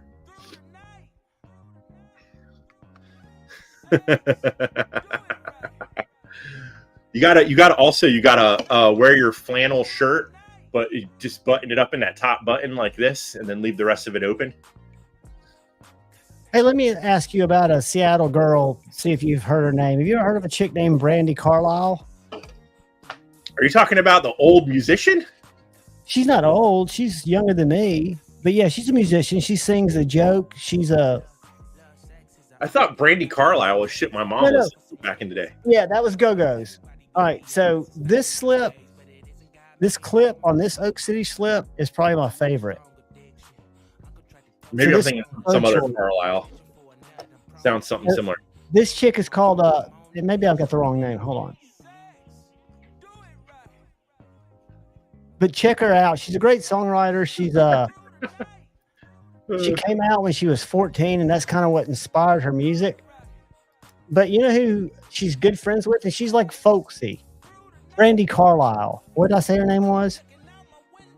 I think it was Brandy Carlisle. Yeah, Okay, I don't know. but this one looks like this. And she's really good friends with What they used to be. with Mike McCready. The song is The Joke. Oops. So this chick she's the most nominated. Not that the Grammys mean anything. What is The Joke? The Joke is just it's an anthem. It's a song. But anyway, check her out. She was discovered by Mike McCready from Pearl Jam, and their music couldn't be more different. But I mean, she had the most nominations of any female artist like 6 years ago, and the song "The Joke" is it's not my jam. It's not the type of shit I'd listen to, but it's a song that I can't listen to without getting the feels because her voice is so just sick. And there's a lot of emotion in what she's saying, and she conveys it with her voice very, very well. Dude, it's so that this brings up something. So this is that Jinkos, you know, when I was in high school, that was a popular thing. I had a pair or two in like 10th grade. But it's funny, like I get ads, like I said, for Levi's and shit. I subscribe to the Levi's web onslaught, and they're now selling what they call 94s, which is like wide leg jeans again. It's fucking hilarious to see the kids these days wearing clothes like I wore when I was in high school, and it's rather hilarious. Isn't it funny to see it come back? I'll tell you what I've been following. The Pink Floyd sale. You know, Nick Mason, Roger Waters, and David Gilmour, and the estate of the other guy sold all their everything, not just rights, but merchandising, everything for $400 million to Warner Brothers. You talked about this before. Yeah. It's because they're all gonna fucking die. So what does it matter? Well, Might as well get that money. And my point is, the company will survive longer than them. So I think kids will be wearing Pink Floyd shirts in 10 generations. Because it's never stopped. The funniest slash is the Misfits done sold out to everywhere. You can buy Misfits clothes fucking anywhere. I saw a fucking Misfits t-shirt in the Wally Mart the other day when we were going there to. When I see them in Wally Mart, I wonder if they're legit or if they're just stolen. These people don't. Oh no, they definitely like they can't fuck with that shit. So, but yeah, no. The funny also, Jinkos were terrible for trying to skate in those things. It's too much fabric. Like I was a big proponent, and I still am wearing some skinnier jeans right now. But the loosest I've gone back to now is I have some Levi's 501s, and those are a little bit like looser fit. Are they button ups? Yeah, man, button fly. The original 501s. Cotton is stiff as a board. Fucking 100% cotton, not fucking no stretchiness to them whatsoever. The skinny jeans you had to get with some stretch in them, or else you'd fucking not be able to walk. So check it out. When I was a kid, my best friend's dad opened a skate park in Huntsville. It was called the Getaway Skate Park. It was the second largest skateboard park in the country. It closed after like 10, 15 years. They covered it up, and they just opened in Huntsville a new skate park called the Getaway. And it's a miniature version of the skate park that was designed by the same people that designed this big one in California. It had a clover leaf, had a 3/4 pipe. There are a couple of videos on YouTube where you can see it. But the one that they just built, I haven't been to yet. But dude, it's got a snake run. It looks like just the sweetest pump track. Hold on, where is it? I think you had a picture of it up a minute ago. Yeah, that was a clover. That was the clover bowl. Oh, it was a bowl? Yeah. I was trying to find an overhead view. Hold on one sec. That's to the left there? Yeah, this is a snake when it's being built. But what it does is it goes around the whole perimeter of the park. So let me get back to it. See if I can find there. Let's see. All right, that's the snake run. Can y'all see that? The city of Huntsville Yeah. unveiled a $6.8 million project today at John Holt Park, sure to thrill skaters and families alike. Yeah, the 52,000 square foot skate park is one of the biggest. 19th Kayla Smith. Dozens of skaters. I've seen people of all ages and experience levels out here trying out what these ramps have to offer. It's beautiful that we get to learn new things here. It's just incredible. There's not really anything like it in this whole region. It's a special thing. The city of Huntsville cut a ribbon, opening the new Getaway Skate Park and Kids Space Playground Wednesday. Both were conceived, created, and financially made possible. Go away, Tommy. In mind. The reimagined Kids Space replaces a wooden playground.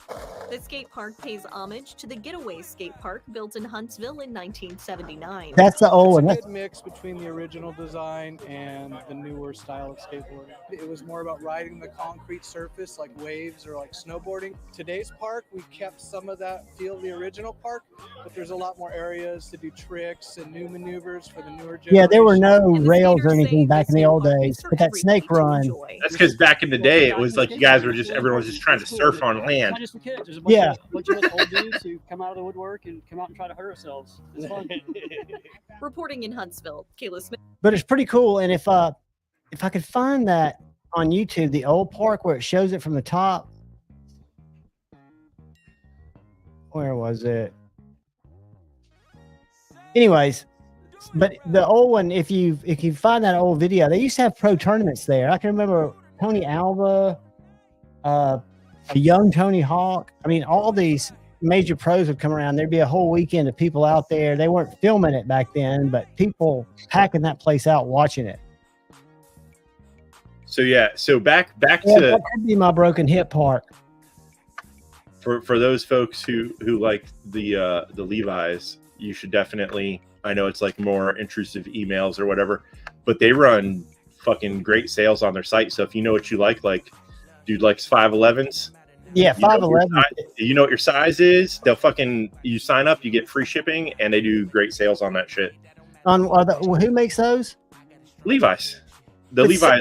what I like about 511s, and I love Levi's too, but I like the extra pockets. In my 511s, I've got clear pockets. There's no extra. That's a stretchy. Those are like tight ass skinny jeans. No, dude, I'm wearing them right now. These are just like Levi's, but above my back pocket where I keep my phone, they've got two clip slips where I can stick a knife. Oh!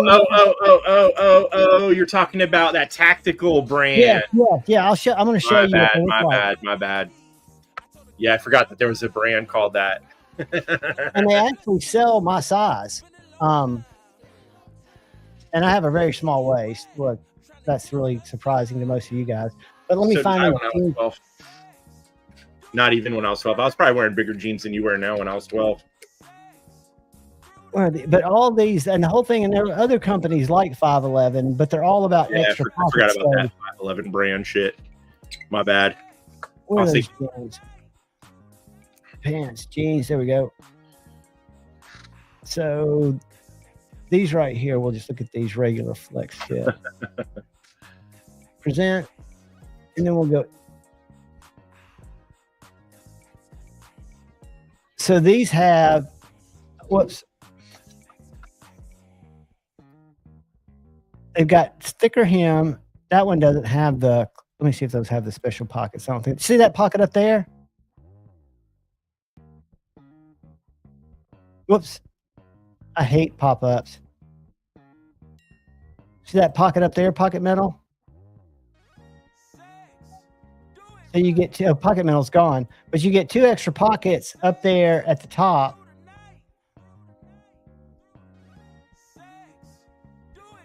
And I've had this pair for over a year, and they've worn fine. But they've all got extra pockets, so if you like extra shit, what I was going to show you, see that pocket up there? Oh, gotcha. You've got those on both sides. Yeah, dude, I try to keep everything, like I'll carry, in my front pocket my knife, but other than that, I have one of those little things that you slap your keys onto up on the little loopy loop, and then my keys drop into my back pocket, and then that's it. I don't like a bunch of shit. I wish I could carry. I've always been I carry my vape in my back right pocket. I carry my iPhone in my back left pocket. I'll carry my slip joint in my left pocket. I'll carry my primary folder in my right pocket, and then I'll also in my back pocket carry a fixie. G Bizzle, Shear, what's up, guys? I didn't see y'all slip in here. We're getting ready to shut her down shortly and head over. You play with the missus, buddy. I hope you're having a good week, a good life, my man. I did not see you Saturday at Blade Show. Everybody that met you had a blast seeing you. I'll never go for one day again. It just doesn't work out. If I have to sleep in my car, I won't go for one day again. Have a nice night, Greg. When Pocket Metal comes back, we will sign out. What you got there, buddy? Oh, it's just a piece of wood. I thought it was a sword. No, it's a dowel rod thingy. What are you doing with it? This happens to fit my large caliber air pistol that I have. So I was going to. You could basically put anything in it. It's like a. You make arrows, little darts. No. I'm just gonna make wooden slugs with it. Oh. To shoot out of it. Very cool. But yeah, it shoots. It's like a high power paintball gun, but you shouldn't put paintballs in it; they'll just explode. Have you ever shot slingshots? Yeah, I mean back in the day, but I don't know. Dude, I got really into them early on in my knife. I even got a YouTube short where I'm sitting on my couch and at about 15 feet, I'm hitting a target about that big, 8 out of 10 times. No, they're little slingshots. I'm sure it's fun and stuff. I just haven't delved down. Until the reason I haven't shot them in a while is I would grab one, but it's about this big, right? And it doesn't have a wrist rocket thing. So you just hold it kind of like this, kind of helping the forks support. Right. Forks. And I was cranked back, aiming, and I fucking put a ball in my goddamn thumb. But that son of a bitch missed clearing the forks and hit my thumb. It's still hard to get cold. You and fucking what's his oh god, why can't I remember his username? D2. We're both on one of my streams yapping one day about fucking slingshots, and you guys, like, nothing makes me not want to get something more than everyone talking about it. I think I sent him one. As a matter of fact, I know I did. Yeah, probably. I sent Stevie one to try out. He loves those damn things. He fucking went like ape shit over them, bought like fucking 1 billion of them. It's Dude, they're so much fun. When we went to Blade Show and stayed out in LJ, my buddy A to Z EDC has one too. And we hung a coffee can from one of the trees out there over the lake and shot clay pellets at it because they biodegrade. And it was awesome, dude. I'd wake up every morning because I'd sleep in a hammock with a tent or a tarp over it with them fucking just pelting my thing with slingshots. I was about to search something. I can't remember what it was, which is probably good. I was going to search something, but I don't remember what it was. Well, kids, I'm going to grab something to eat and get ready for said faction. How far away are we from said faction, out of curiosity? I don't know. It's 9:47 here. I don't know. I think 9:47 here. I think they start at 12:10. I think we got a few minutes. Guys, thanks for hanging out. I always appreciate it when y'all do. Love each and every one of you. Pocket Metal, do you got anything wise to share? I never have anything wise to share. Yes, you do. You kids have fun. You teach me more than most. Guys, I love each and every one of you. Have a great night. Great rest of your weekend. Oh, remember, people can't cause hurricanes. So if you believe any of that horse shit, you just gone too far. No, and it looks like I haven't watched a lot of the coverage, but it looks like Florida, as terrible as it was, kind of dodged some of the worst that they thought they were going to get, right? It wasn't as bad as they thought it was going to be. I mean, it's still horrible. That's not right, but it was. Just remember, that's the most insane bullshit that there is out there. Is people can. And yeah, and if I could, I'd destroy Mar-a-Lago. First thing I would do. So it's still standing. No one can control it. It's good. Don't believe that horse shit. Lizard people don't exist. Good night. Yeah, Jack Doherty exists. He's a lizard person. Guys, I love each and every one of you. Look out for the guy who got to your left. Look out for the guy who got to your right.